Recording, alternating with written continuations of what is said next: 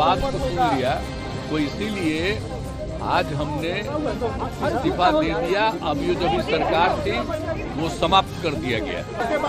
अभी हम जो पहले गठबंधन को छोड़ के नए गठबंधन बनाए थे, कितना काम हम कर रहे थे। अब उधर भी लोग हम अलायंस करवाए, क्या क्या करवाने में लगे, और कोई कुछ काम ही नहीं कर रहे थे। तो सबको लेकर के तकलीफ, और यहाँ पर भी लोगों को तकलीफ, तो ये हो गया तो हमने बोलना छोड़ दिया था। अब सबके लिए मैं नीतीश कुमार सत्यनिष्ठा से प्रतिज्ञान करता हूं कि जो विषय बिहार राज्य के मुख्यमंत्री के रूप में मेरे विचार के लिए लाया जाएगा अथवा मुझे ज्ञात होगा और किसी व्यक्ति या व्यक्तियों को सबसे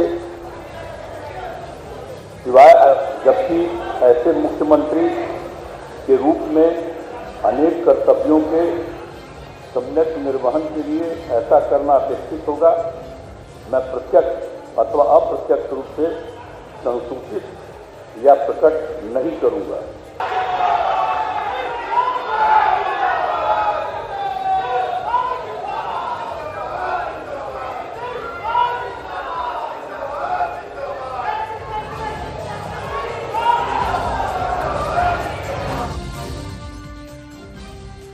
നമസ്കാരം. ഇന്ത്യ മുന്നണിയെ ഷോക്കടിപ്പിച്ച് ബീഹാർ. കാണുന്നത് വീണ്ടും ആവർത്തിക്കുന്ന ആയാറാം ഗയാറാം കളികൾ. മറുകണ്ഠം ചാടി മാത്രം ശീലമുള്ള നിതീഷ് കുമാർ വീണ്ടും അത് ആവർത്തിച്ചിരിക്കുന്നു. അടിവേരിളകി വീണത് ബീഹാറിലെ ഇന്ത്യ മുന്നണിക്ക്. മുന്നണി വിട്ട നിതീഷ് കുമാർ BJP പിന്തുണയോടെ ബീഹാർ മുഖ്യമന്ത്രിയായി അധികാരമേറ്റും കഴിഞ്ഞു. ലോക്സഭാ തെരഞ്ഞെടുപ്പിന് മാസങ്ങൾ ശേഷിക്കെയുണ്ടായ ഈ പ്രതിസന്ധി ഇന്ത്യ മുന്നണി എങ്ങനെ മറികടക്കും? ബംഗാളിൽ മമതയും പഞ്ചാബിൽ ആപ്പും സീറ്റ് വിഭജന ചർച്ചകളിൽ ഉടക്കി നിൽക്കുന്ന സമയമാണ്. പ്രതിപക്ഷ സഖ്യം അസ്ഥിരമാണെന്ന BJPയുടെ വാദങ്ങൾ ശരിയാകുമ്പോൾ വോട്ട് ചെയ്യുന്ന ജനത്തോട് ഇന്ത്യ മുന്നണി എന്ത് പറയും? ഈ കൂടുവിട്ട് കൂടുമാറ്റം അധികാരത്തിന് വേണ്ടി ചെയ്യുന്ന കുതിര കച്ചവടമല്ലാതെ മറ്റെന്താണ്? നിതീഷിന് വീണ്ടും കുടക്കീഴിൽ കൂട്ടുന്ന BJPക്കുണ്ടോ അതല്ലാതെ മറ്റൊരു ന്യായീകരണം? ഇന്ത്യ മുന്നണിയെ ചതിച്ചോ നിതീഷ്? പരിശോധിക്കുന്നു പ്രൈം ഡിബേറ്റ്. സ്വാഗതം.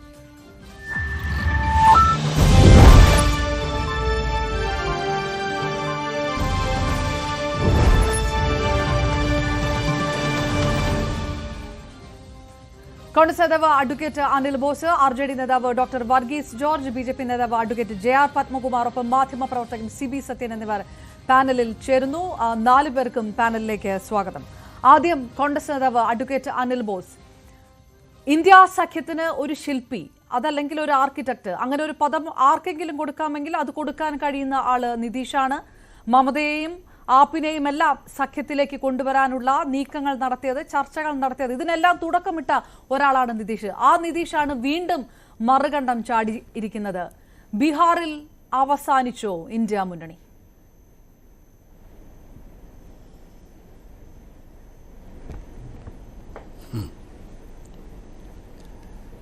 ഇന്ത്യ മുന്നണി മുൻകാലത്തിൽ നിന്ന് വ്യത്യസ്തമായി ഒരു പുതിയ മൂവ്മെൻറ്റിൻ്റെ ഭാഗമായിട്ട് ആരംഭിച്ച ഒരു കൂട്ടായ്മയാണ്.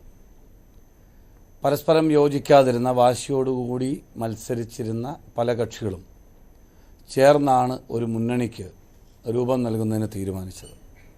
ഇന്നത്തെ ഇന്ത്യൻ രാഷ്ട്രീയ സാഹചര്യമാണ് അത്തരമൊരു കൂടിച്ചേരലിന് വഴിയൊരുക്കിയത് എന്ന് നമുക്കറിയാം. അതിൻ്റെ അകത്ത് ഒരുപാട് കക്ഷികൾ വന്നു. കോൺഗ്രസ് പാർട്ടിയെ സംബന്ധിച്ചിടത്തോളം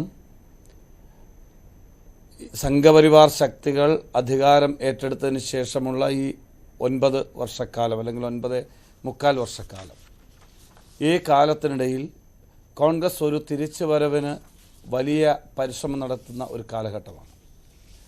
ഞങ്ങളതിൽ ഏറ്റവും പ്രസക്തമായി മുന്നോട്ട് വെച്ച രാജ്യത്തെ ഒന്നിപ്പിക്കുന്ന രാഷ്ട്രീയം, വെറുപ്പിനെതിരായ സ്നേഹത്തിൻ്റെ രാഷ്ട്രീയം, ശരിയുടെ രാഷ്ട്രീയമാണ്. അതിനുവേണ്ടി ഞങ്ങൾ ശരിക്കും പറഞ്ഞാൽ ഒരു സീറോയിൽ നിന്ന് തുടങ്ങുന്ന നിലയിലുള്ളൊരു പ്രവർത്തനമാണ് കഴിഞ്ഞ കുറച്ച് കാലങ്ങളായി ചിട്ടപ്പെടുത്തി വരുന്നത്. അങ്ങനെ ചിട്ടപ്പെടുത്തുന്നതിൻ്റെ ഭാഗമായി ഒരു തിരിച്ചുവരവിന് കോൺഗ്രസിൻ്റെ സാന്നിധ്യം, കോൺഗ്രസിൻ്റെ പ്രസക്തി രാജ്യത്തെ ബോധ്യപ്പെടുത്തുന്ന ഒരു പോരാട്ടമായിരുന്നു ഭാരത് ജോഡോ യാത്ര. ആ ഭാരത് ജോഡോ യാത്ര തീരുമാനിച്ചത് കോൺഗ്രസ് പാർട്ടിയാണ്, നയിച്ചത് കോൺഗ്രസ് നേതാവാണ്. ആ ഒരു പോരാട്ടം തുടങ്ങുമ്പോൾ കോൺഗ്രസ് പാർട്ടി ഒറ്റയ്ക്കാണ് തുടങ്ങിയത്. അത് കാശ്മീരിൽ അവസാനിക്കുമ്പോൾ 4080 കിലോമീറ്റർ 150 ദിവസങ്ങൾ 5 മാസക്കാലത്തെ പ്രയാണം പൂർത്തിയാകുമ്പോൾ ലക്ഷോപലക്ഷം ആളുകളോട് സംവദിച്ച് ഞങ്ങൾ കടന്നുപോയപ്പോൾ കേരളത്തിൽ തന്നെ ഞങ്ങളെ എതിർക്കുന്ന മുന്നണിയിലെ രണ്ടാമത്തെ കക്ഷിയായ CPI അതിൻ്റെ പ്രതിനിധികൾ, മൂന്നാമത്തെ കക്ഷി എന്ന് ഒരുപക്ഷെ വിശേഷിപ്പിക്കാൻ കഴിയുന്ന NCP അതിൻ്റെ കക്ഷിയിലെ നേതാക്കൾ സുപ്രിയ സുലെയെ പോലുള്ളവർ, പിന്നെ D രാജയെ പോലുള്ളവർ, അങ്ങനെ 11ഓളം പാർട്ടികൾ കോൺഗ്രസിൻ്റെ ഈ പോരാട്ടത്തിൻ്റെ വേദിയിലേക്ക് കടന്നു വന്നു. കാരണം രാജ്യം അത് ആഗ്രഹിക്കുന്നു. ഒരു ഫാസിസ്റ്റ് രാഷ്ട്രീയത്തിനെതിരായ ഒരു പ്ലാറ്റ്ഫോം ഉയർന്നു വരണം. അതിന് കോൺഗ്രസ് എടുത്ത എഫർട്ടിനെ 11ഓളം രാഷ്ട്രീയ പാർട്ടികൾ അന്ന് പിന്തുണച്ചു. അവിടെ നിന്നുമാണ് ഇന്ത്യ സഖ്യം എന്ന ചിന്തയിലേക്ക് ഞങ്ങൾ വരുന്നത്. ആ വന്നു. പിന്നീട് 26 പാർട്ടികളാണ് ഒന്നിനു പുറകെ ഒന്നായി വന്നത്. ഇന്ത്യ ഭരിക്കുന്ന 38 പാർട്ടികളുള്ള BJP ദേശീയ ജനാധിപത്യ സഖ്യത്തിൽ നിന്നും 4 കക്ഷികൾ വന്നു. അതിലൊന്നായിരുന്നു നിതീഷ് കുമാർ. നിതീഷ് കുമാർ ആ മുന്നണിയുടെ കൺവീനറായിരുന്നു. ഒരു പൊതു തെരഞ്ഞെടുപ്പിൽ ഞങ്ങളോടൊപ്പം മുന്നണി ഉണ്ടാക്കി മത്സരിച്ച് ജയിച്ച് സത്യപ്രതിജ്ഞ ചെയ്യുന്ന സന്ദർഭത്തിൽ മുന്നണി മാറി ഇതിനു മുമ്പ് തന്നെ BJPയോട് ചേർന്ന് മുഖ്യമന്ത്രിയായി. എന്നാൽ ഓട്ടോമാറ്റിക്കായിട്ട് മുഖ്യമന്ത്രിയാകാൻ അവസരമുണ്ടായിരിക്കെ ഞങ്ങളെ വിട്ടിട്ട് പോയി മുഖ്യമന്ത്രിയായ ആളാണ്. ഒരു പക്ഷേ അദ്ദേഹം വിഭാവനം ചെയ്യുന്ന കേന്ദ്ര സർക്കാരിൻ്റെ സഹായം കിട്ടിയാൽ ആ സംസ്ഥാനത്തിൻ്റെ പുരോഗതിക്ക് വേണ്ടി എടുത്തൊരു സമീപനമാണ് എന്നാണ് ഞങ്ങൾ അന്ന് ധരിച്ചത്. സ്വാഭാവികമായി അങ്ങനെ ചെയ്താൽ ഒരു പക്ഷേ ബീഹാറുകാരെങ്കിലും കുറ്റം പറയില്ല, കോൺഗ്രസ്സുകാരെ ഞങ്ങൾ കുറ്റം പറയുമായിരിക്കാം. പക്ഷെ പിന്നീട് നമ്മൾ കാണുന്നത് കേന്ദ്ര ഗവൺമെൻറ് ഭാഗമായി കേന്ദ്രമന്ത്രിയാകുന്നു, പിന്നെ വന്ന് വീണ്ടും മുഖ്യമന്ത്രിയാകുന്നു. ആ മുഖ്യമന്ത്രിയാകുന്നതിന് അവസരമൊരുക്കിയ കക്ഷിയിൽ നിന്ന് പിന്നെ മറുകണ്ഠം ചാടി പ്രതിപക്ഷത്തേക്ക് വരികയാണ്.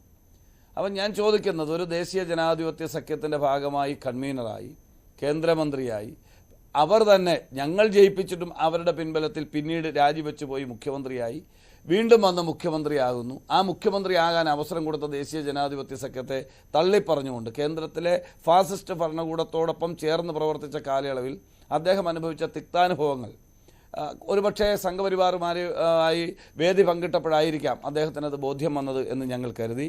അദ്ദേഹം വിട്ടുവന്നു, വീണ്ടും ഇവിടെ മുഖ്യമന്ത്രിയാകുന്നു. മുഖ്യമന്ത്രിയുമായി തുടരവേ ഇപ്പോൾ രാജിവെച്ച് വീണ്ടും BJPയിലേക്ക് പോകുന്നു. അപ്പോൾ ഈ രാജിവെച്ച് ഇങ്ങോട്ട് വരികയും ഒരു പ്രതിപക്ഷത്തിൻ്റെ പ്രവർത്തനങ്ങൾക്ക് കോൺഗ്രസുമായും മറ്റു പാർട്ടികളുമായും സഹകരിക്കുകയും ചെയ്തപ്പോൾ നിതീഷ് കുമാർ നിങ്ങൾ വിചാരിക്കുന്നത് പോലെ ഒരു സോഷ്യൽ എഞ്ചിനീയർ എന്നുള്ള നിലയിൽ അല്ലെങ്കിൽ പൊളിറ്റിക്കൽ പാർട്ടികളുടെ കോർഡിനേഷന് വേണ്ടി സ്വയം എഫർട്ട് എടുത്ത് പോയി എന്നൊരു ധാരണയൊന്നും നിങ്ങൾക്ക് വേണ്ട. അതൊക്കെ തെറ്റായ ധാരണയാണ്.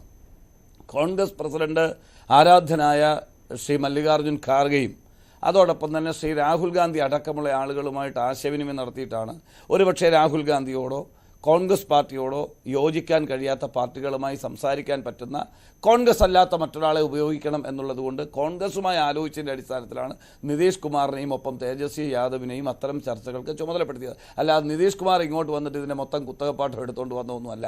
അങ്ങനൊരു ധാരണ നിങ്ങൾക്ക് വേണ്ട. പക്ഷേ അദ്ദേഹം അരവിന്ദ് കേജ്രിവാളുമായി സംസാരിച്ചു, ഞങ്ങൾ അംഗീകരിക്കുന്നു. മമതയുമായി സംസാരിച്ചു, അവസരങ്ങളുള്ളത് മാറ്റണം, പ്രതിപക്ഷത്തിൻ്റെ പ്രസക്തി ചൂണ്ടിക്കാണിച്ചു, സംഘപരിവാറിൻ്റെ രാഷ്ട്രീയത്തിൻ്റെ അപകടം ചൂണ്ടിക്കാണിച്ചു. കൂടെ കിടക്കുന്നവനല്ലേ രാപ്പനി അറിയത്തുള്ളൂ. അപ്പോൾ ആ രാപ്പനിയുടെ തിരിച്ചറിവിലാണ് എന്ന് കരുതി ഞങ്ങൾ ആദ്യം അദ്ദേഹത്തെ വിശ്വാസത്തിലെടുത്തു. ആ വിശ്വാസത്തിലെടുത്തതിന് ശേഷം അദ്ദേഹത്തിൻ്റെ ഗെയിം സ്വാഭാവികമായും അദ്ദേഹം ഒരു പാർട്ടിയുടെ നേതാവെന്നുള്ള നിലയിൽ, ഒരു മുന്നണിയുടെ കൺവീനറായി ആ മുന്നണിയെ തള്ളിപ്പറഞ്ഞ് വരുന്ന ഒരാളെന്നുള്ള നിലയിൽ, മുഖ്യമന്ത്രി ആയിരിക്കുന്ന ഒരാളെന്നുള്ള നിലയിൽ അദ്ദേഹത്തിൻ്റെ പൊളിറ്റിക്കൽ അംബീഷൻ എന്ന് പറയുന്നത് വ്യത്യസ്തമാവും.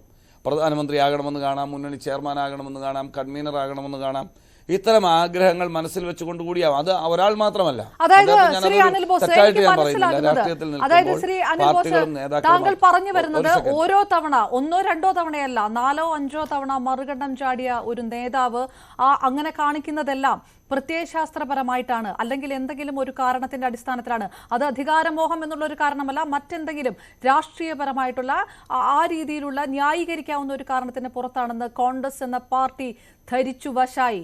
അതുകൊണ്ട് അദ്ദേഹത്തെ വീണ്ടും, നിതീഷ് കുമാറിനെ വീണ്ടും ഇന്ത്യ മുന്നണിക്കൊപ്പം കൂട്ടി എന്നാണ് താങ്കൾ പറയുന്നത്. എനിക്ക് പറഞ്ഞു മനസ്സിലാകുന്നത്, ഖാർഗെ പറയുന്നത് നേരത്തെ അറിയാമായിരുന്നു നിതീഷ് പോകുമായിരുന്നു. ആയാറാം ഗയാറാം പോലെയുള്ള ആളുകൾ, ആയാറാം ഗയാറാം പോലെയുള്ള ആളുകൾ രാജ്യത്ത് ഇഷ്ടം പോലെയുണ്ട്. അതിലൊന്നാണ് നിതീഷ്. ഇത് നേരത്തെ അറിയാമായിരുന്നു, അത് പുറത്തു പറഞ്ഞില്ല.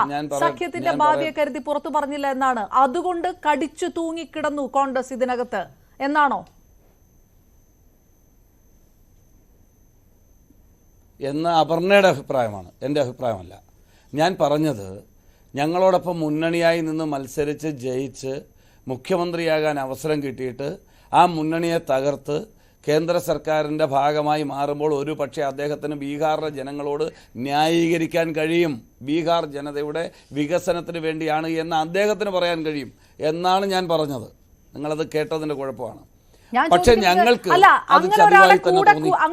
ആ ചതിവായി തോന്നി അദ്ദേഹം ഇങ്ങനെ ഒരു സ്ഥിതിയിലേക്ക് കാര്യങ്ങൾ പോകുമെന്ന് ഒട്ടും തിരിച്ചറിയാൻ കഴിയാത്ത വിധമായിരുന്നു കോൺഗ്രസുകാർ. അതായത് നിതീഷ് കുമാർ എന്ന് പറയുന്ന ഒരാള് നേരത്തെ പറഞ്ഞതുപോലെ കൂടുവിട്ട് കൂടുമാറ്റം ഒരു തവണയല്ല, 2 തവണയല്ല, 3 തവണയല്ല, അതിലേറെ നടത്തിയ ഒരു നേതാവിനെ കൂടെ കൂട്ടുമ്പോൾ ഇങ്ങനെ ഒരു സ്ഥിതി ഉണ്ടാവുകയില്ല. തെരഞ്ഞെടുപ്പിന് മുൻപ് ഒരു മുന്നണിയുടെ പ്രതിച്ഛായ തകർക്കുന്ന രീതിയിലേക്ക് കാര്യങ്ങൾ പോകുകയില്ല എന്ന് ധരിച്ചു വശായിരുന്നു കോൺഗ്രസ്, ഇന്ത്യ മുന്നണി, അല്ലേ? ഇല്ല, അപർണയ്ക്ക് അങ്ങനെ ഒരു അഭിപ്രായം ഉണ്ടെങ്കിൽ അപർണയ്ക്ക് കിട്ടുന്ന സന്ദർഭത്തിൽ അത് പറഞ്ഞു. എനിക്ക് വിരോധമില്ല, എനിക്ക് തർക്കിച്ച് നമ്മൾ മത്സരിച്ച് പിണങ്ങേണ്ട കാര്യമില്ലല്ലോ. അപ്പം ഞാനതല്ല പറയുന്നത്. അപ്പം സ്വാഭാവികമായും അങ്ങനൊരു കേന്ദ്ര സർക്കാരിൻ്റെ ഭാഗമായി നിന്ന് എല്ലാ സുഖസൗകര്യങ്ങളും അനുഭവിച്ച ഒരാൾ, അദ്ദേഹം സോഷ്യലിസ്റ്റാണെന്നാണല്ലോ പറയുന്നത്. സോഷ്യലിസ്റ്റ് രാഷ്ട്രീയ അടിത്തറയിൽ നിൽക്കുന്ന ഒരു പാർട്ടിക്ക് എങ്ങനെ സംഘപരിവാറുകാരുമായി യോജിക്കാൻ കഴിയുമെന്ന് ചോദിച്ചാൽ അതിനൊന്നും ഉത്തരം പറയാൻ അദ്ദേഹത്തിനോ അദ്ദേഹത്തിൻ്റെ പാർട്ടിക്കോ കഴിയില്ല. പക്ഷേ ഞാൻ പറഞ്ഞത് ഒരു കേന്ദ്ര സർക്കാരിൻ്റെ സഹായം കിട്ടുമെന്ന് ന്യായീകരിക്കാൻ കഴിയും എന്ന് ചൂണ്ടിക്കാണിച്ചാവും അദ്ദേഹം നിലപാടെടുത്തതെന്ന് അദ്ദേഹം പറഞ്ഞാൽ അതിനെ ഒരുപക്ഷെ ബീഹാർ ജനതയിൽ കുറച്ചു പേർ വിശ്വസിച്ചേക്കും. പക്ഷേ പിന്നീട് ഒരു സന്ദർഭത്തിൽ അതേ സർക്കാരിനെ വിമർശിച്ചുകൊണ്ട് പുറത്തേക്ക് വരുമ്പോൾ ഞാൻ അതാണ് പറഞ്ഞത്, കോൺഗ്രസ് ഒറ്റയ്ക്ക് തുടങ്ങി 11 പാർട്ടിയിലെത്തിയ ഒരു പോരാട്ടത്തിൻ്റെ നടുവിൽ നിൽക്കുമ്പോൾ ഒരു പ്രതീക്ഷ രാജ്യത്തെ ജനങ്ങൾക്ക് കോൺഗ്രസ് ഒരു തിരിച്ചു വരുന്നു എന്ന ഫലസൂചന ഉണ്ടാകുമ്പോൾ ആ സൂചനയുടെ ആ മുഖത്ത് നിൽക്കുമ്പോഴാണ് നിതീഷ് കുമാറോ മറ്റു പാർട്ടികളോ ഒക്കെ പ്ലാറ്റ്ഫോമിലേക്ക് വരാൻ തയ്യാറാകുന്നത്. ആ വരുന്ന ആളുകൾ എന്തുകൊണ്ടാണ് വരുന്നത്? എങ്ങനെയാണ്? നമ്മൾ ചക്കമാങ്ങയൊന്നും അല്ലല്ലോ നമുക്ക് തുന്നിച്ച് നോക്കാനായിട്ട്. ഒരു സുഖസൗകര്യങ്ങളുള്ള ഏകപക്ഷീയമായ ഭൂരിപക്ഷമുള്ള ഒരു മുന്നണിയെ തള്ളിപ്പറഞ്ഞുകൊണ്ട് പ്രബലനായ ഒരു നേതാവ് പുറത്തേക്ക് വരുമ്പോൾ അതിന് തക്കതായ റീസൺ ഉണ്ടാവും. അപ്പോൾ അത് മോണിറ്റർ ചെയ്യുക എന്ന് പറയുന്ന മറ്റു പാർട്ടികളുടെ ഡ്യൂട്ടിയാണ്. അപ്പോൾ മുന്നണി സംവിധാനത്തിൽ വന്നു, നമുക്ക് ഒന്നിച്ച് പ്രവർത്തിക്കാമെന്ന് പറഞ്ഞു, നമ്മളങ്ങനെ ഒന്നിച്ച് കാര്യങ്ങൾ ചർച്ച ചെയ്തു. അതിൻ്റെ ഭാഗമായി ചില മിഷനുകൾ അദ്ദേഹം ഏറ്റെടുത്തു, പല ആളുകളുമായി ചർച്ച ചെയ്തു. 1, 2, 3, 4 യോഗങ്ങൾ തുടർന്നു. ആ യോഗങ്ങളെല്ലാം മുന്നോട്ട് പോകുമ്പോൾ ഒരു ഘട്ടത്തിൽ പോലും അദ്ദേഹം അഭിപ്രായ വ്യത്യാസമൊന്നും പറഞ്ഞില്ല. ഒറ്റ വരി കൂടി പറഞ്ഞ് ഞാൻ അവസാനിപ്പിക്കാം. അപ്പോൾ അദ്ദേഹത്തിന് ഒരുപക്ഷെ കൺവീനർ സ്ഥാനമോ ചെയർമാൻ സ്ഥാനമോ ഒക്കെ ലക്ഷ്യമുണ്ടാവണം. സീറ്റ് ഷെയറിങ്ങിനെ സംബന്ധിച്ച് അദ്ദേഹത്തിന് വ്യത്യസ്തമായ കാഴ്ചപ്പാടുകൾ ഉണ്ടാവണം. ഇതൊക്കെ ഉണ്ടാകുമായിരിക്കാം. പക്ഷെ അവിടെയും കോൺഗ്രസ് വളരെ ജാഗ്രവത്താണ്. ഈ ചർച്ചയിൽ പങ്കെടുക്കുന്ന ആരൊക്കെ ഏതൊക്കെ രീതിയിൽ വ്യാഖ്യാനിക്കാൻ ശ്രമിച്ചാലും കോൺഗ്രസ് ഇതിൻ്റെ അകത്ത് ഓരോ പാർട്ടികളെ സംബന്ധിച്ച് വ്യക്തമായ നിലപാടുണ്ട്. അതിനെ സംബന്ധിച്ച് ചർച്ച ചെയ്ത് തന്നെ ഒരു ഇന്നലെ വരെ യോജിക്കാത്ത പ്രത്യയശാസ്ത്രങ്ങൾ യോജിക്കുമ്പോഴും നേതാക്കൾ ഒരു നാഴി ഇറങ്ങത്തില്ല എന്ന് പറയുമ്പോഴും വളരെ കൃത്യമായ നിരീക്ഷണത്തോടു കൂടിയാണ് ഓരോ പാർട്ടികളും അവരുടെ വ്യക്തിത്വം നിലനിർത്താൻ ശ്രമിക്കുന്നത്. ബാർഗൈനിങ് ഉണ്ടാവും, വ്യത്യസ്തമായ നിർദ്ദേശങ്ങൾ ഉണ്ടാവും, പരസ്പര മത്സരം ഉണ്ടാവും.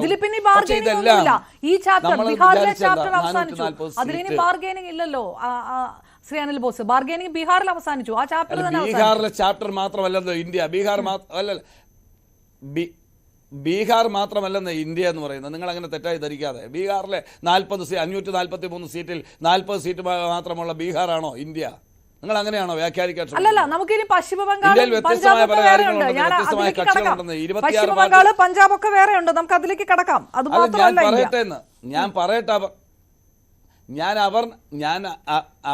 ഞാൻ പറയട്ടെ, 26 പാർട്ടികളിൽ ഒരു പാർട്ടിയോ 2 പാർട്ടിയോ 3 പാർട്ടിയോ മറിച്ചൊരു നിലപാടോ വ്യത്യസ്തമായിട്ടുള്ള ബാർഗൈനിങ് പൊളിറ്റിക്സുമായിട്ട് വരട്ടെ എന്ന്. അതൊക്കെ മുന്നണി രാഷ്ട്രീയത്തിൽ സ്വാഭാവികമല്ലേ? ഇപ്പോഴും ഈ നടക്കാൻ പോകുന്ന പാർലമെന്റ് തെരഞ്ഞെടുപ്പിൽ ഞങ്ങൾ കേരളത്തിൽ കോൺഗ്രസ് നേതൃത്വം നൽകുന്ന UDF ആണല്ലോ. അതിൽ പല കക്ഷികളും ഞങ്ങളോട് സീറ്റ് ഡിമാൻഡ് ചെയ്യുമല്ലോ, തർക്കം പറയുമല്ലോ. അതിനർത്ഥം മുന്നണി കലങ്ങിയെന്നാണോ? അല്ലെങ്കിൽ ഏതെങ്കിലും ഒരാൾ പിണങ്ങി പിരിഞ്ഞു പോയാൽ അല്ലെങ്കിൽ കൂടുതൽ അവസരങ്ങൾ തേടിപ്പോയാൽ ആ മുന്നണി അപ്പോൾ ഇന്ത്യ മുന്നണിക്ക് പ്രതീക്ഷ ബാക്കിയുണ്ട് എന്നുള്ള ആ പോയിന്റ് ശരി. ശ്രീ അനിൽ ബോസ്, പ്രതീക്ഷ, വിശ്വാസം എല്ലായ്പ്പോഴും നല്ലതാണ്. അതുകൊണ്ട് ആ ഒരു പോയിന്റിൽ താങ്കൾ പറഞ്ഞു നിർത്തുന്നു. ബീഹാറിലെ കാര്യത്തിലേക്ക് വരാം. ഞാൻ താങ്കളിലേക്ക് തിരികെ എത്തുമ്പോൾ RJD നേതാവ് ഡോക്ടർ വർഗീസ് ജോർജ് നമുക്കൊപ്പം ചേരുന്നു. 2.5 വർഷം കഴിയുമ്പോൾ മുഖ്യമന്ത്രി സ്ഥാനം RJDക്ക് നൽകണമെന്നൊരു പേടി കൊണ്ട്, അതുകൊണ്ട് കൂടിയായിരിക്കുമോ നിതീഷ് കുമാർ ഇങ്ങനെ ഈ ലോക്സഭാ തെരഞ്ഞെടുപ്പ് അടുത്ത് നിൽക്കുന്ന ഈ സാഹചര്യത്തിൽ ഇങ്ങനെ ഒരു കൂടുവിട്ട് കൂടുമാറ്റം നടത്തിയത്? കർപ്പൂരി താക്കൂറിന് ഭാരതരത്ന നൽകുക, അത് മറ്റ് UPA സർക്കാർ നൽകിയില്ല എന്നുള്ളൊരു പരാതിയിലൊക്കെ അദ്ദേഹം ഒരു മുന്നണി ബാന്ധവം ഉപേക്ഷിക്കാനുള്ള ഒരു കാരണത്തിലേക്ക് കടക്കുമെന്ന് വിചാരിക്കാൻ വയ്യ. അതുകൊണ്ട് ഈ ഒരു വിഷയം, ആ ഒരു പേടി കൊണ്ട് തന്നെ ആയിരിക്കുമോ അദ്ദേഹം ഇങ്ങനെ ഒരു നീക്കത്തിലേക്ക് കടന്നിട്ടുണ്ടാവുക? Shri doctor Varghese George.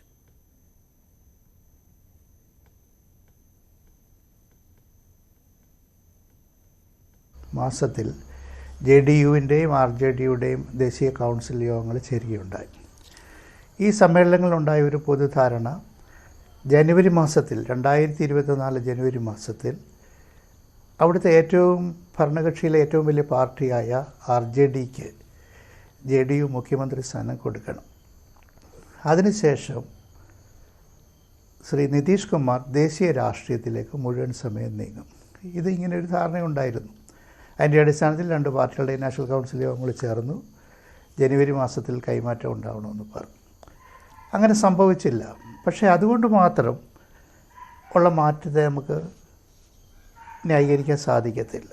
ഇവിടെ അനിൽ പറഞ്ഞ പോലെ ഒരു വലിയ വിശാലമായ രാഷ്ട്രീയ ലക്ഷ്യമുണ്ടായിരുന്നു.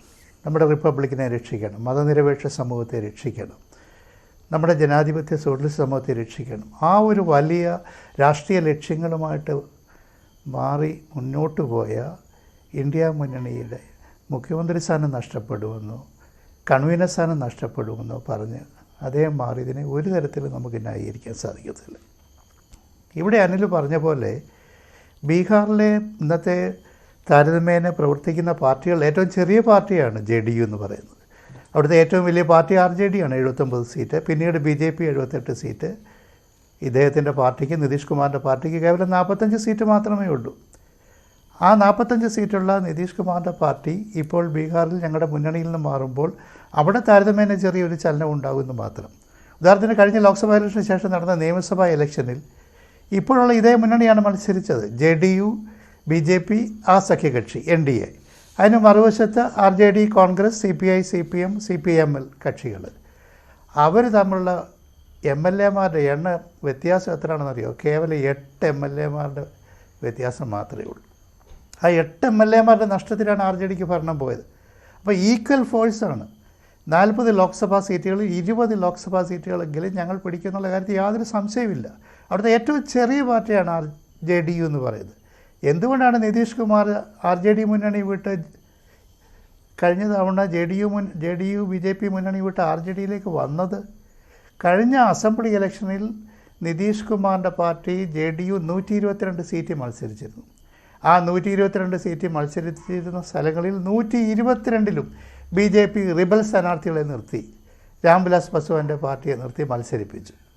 അങ്ങനെയാണ് 45 സീറ്റായിട്ട് അദ്ദേഹത്തെ പരിമിതപ്പെടുത്തി അന്ന് അദ്ദേഹം തീരുമാനിച്ചു, ആ മുന്നണി വിടാൻ തീരുമാനിച്ചു. അതുകൊണ്ട് 2024 അസംബ്ലി ഇലക്ഷൻ വരെ മാത്രമേ നിതീഷ് കുമാറിനെ അവർക്ക് ആവശ്യമുള്ളൂ. 2024 കഴിഞ്ഞാൽ അവർ നിതീഷ് കുമാറിനെ ഡംപ് ചെയ്യും. He will be cut down to size. അതാണ് BJPയുടെ തീരുമാനം. BJPക്ക് അവിടുത്തെ ഡോമിനൻറ്റ് പാർട്ടി ആകണമെങ്കിൽ ഏതെങ്കിലും ഒരു സോഷ്യലിസ്റ്റ് പ്രസ്ഥാനത്തെ തകർക്കണം. 7 വർഷം ലാലു പ്രസാദ് യാദവിനെ ജയിലിലിട്ടിട്ടും അദ്ദേഹം കീഴടങ്ങിയില്ല. പിന്നീട് ഈ ചാഞ്ചാട്ടം നടത്തുന്ന നിതീഷ് കുമാറിനെ അവർക്ക് ആവശ്യമില്ല. ആ 2024 ഇലക്ഷൻ വരെ മാത്രമേ ഉള്ളൂ. ഇവിടെ അനിൽ പറഞ്ഞൊരു പ്രധാനപ്പെട്ട കാര്യമുണ്ട്. ഈ ബീഹാറിൽ വരുന്ന 10 അല്ലെങ്കിൽ 5 സീറ്റുകളുടെ വ്യത്യാസത്തിനപ്പുറത്ത് ഇന്ത്യ മുന്നണി ഇത് ഒരു തരത്തിലും ബാധിക്കാൻ പോകുന്നില്ല. JDUവിന് ബീഹാറിനപ്പുറത്തേക്ക് ഒരു പാർട്ടി ഘടകം പോലുമില്ല. കേരളം മുതൽ കാശ്മീർ വരെ നമ്മൾ രൂപപ്പെടുത്തിയിരിക്കുന്ന 28 രാഷ്ട്രീയ പാർട്ടികൾ എന്ന് പറയുന്നൊരു ഫോർമിഡബിൾ പൊളിറ്റിക്കൽ അലയൻസാണ്. ഇന്ത്യയുടെ ചരിത്രത്തിൽ അടിയന്തരാവസ്ഥ കാലത്തൊഴികെ ഇങ്ങനെ ഒരു അലയൻസ് ഉണ്ടായിട്ടില്ല. അത് ബീഹാറിൽ 5-10 സീറ്റിൻ്റെ വ്യത്യാസം ഉണ്ടാകുമെന്നല്ലാതെ മറ്റൊരു വ്യത്യാസവും ഉണ്ടാകാൻ പോകുന്നില്ല. അതുകൊണ്ട് ഞങ്ങൾ ഇന്ത്യ മുന്നണിയിൽപ്പെട്ടവർ ഇക്കാര്യത്തിൽ ഒട്ടും പരിഭ്രാന്തരല്ല. BJP ആണ് പരിഭ്രമിച്ചിരിക്കുന്നത്. നിതീഷ് കുമാറിനെ പോലെ ചാഞ്ചാടുന്ന ഒരാളെ പെട്ടെന്ന് എന്തിനാണ് അവർ പിടിച്ചുകൊണ്ട് പോകുന്നത്? അത് BJPയുടെ അരിഷ്ടബോധത്തിൽ നിന്നാണ്. BJPയുടെ സഖ്യകക്ഷികൾ നേരത്തെ പറഞ്ഞതുപോലെ ഈ ചില അസ്വാരസ്യങ്ങളൊക്കെ പുകഞ്ഞു വരുന്നു. കുടുംബാധിപത്യം പ്രോത്സാഹിപ്പിക്കാനാവില്ല എന്ന് അദ്ദേഹം കർപ്പൂരി താക്കൂറിന് ഭാരതരത്ന നൽകിയതുമായി ബന്ധപ്പെട്ട ചടങ്ങിൽ പറയുന്നു.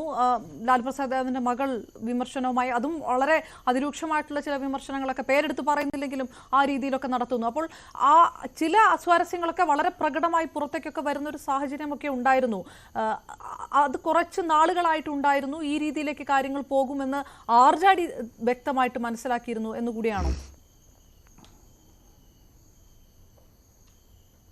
അതെ, RJD വ്യക്തമായിട്ട് മനസ്സിലാക്കിയിരുന്നു. അപർണ, ഞാൻ നിതീഷിൻ്റെ ജനറൽ സെക്രട്ടറി ആയിരുന്നല്ലോ.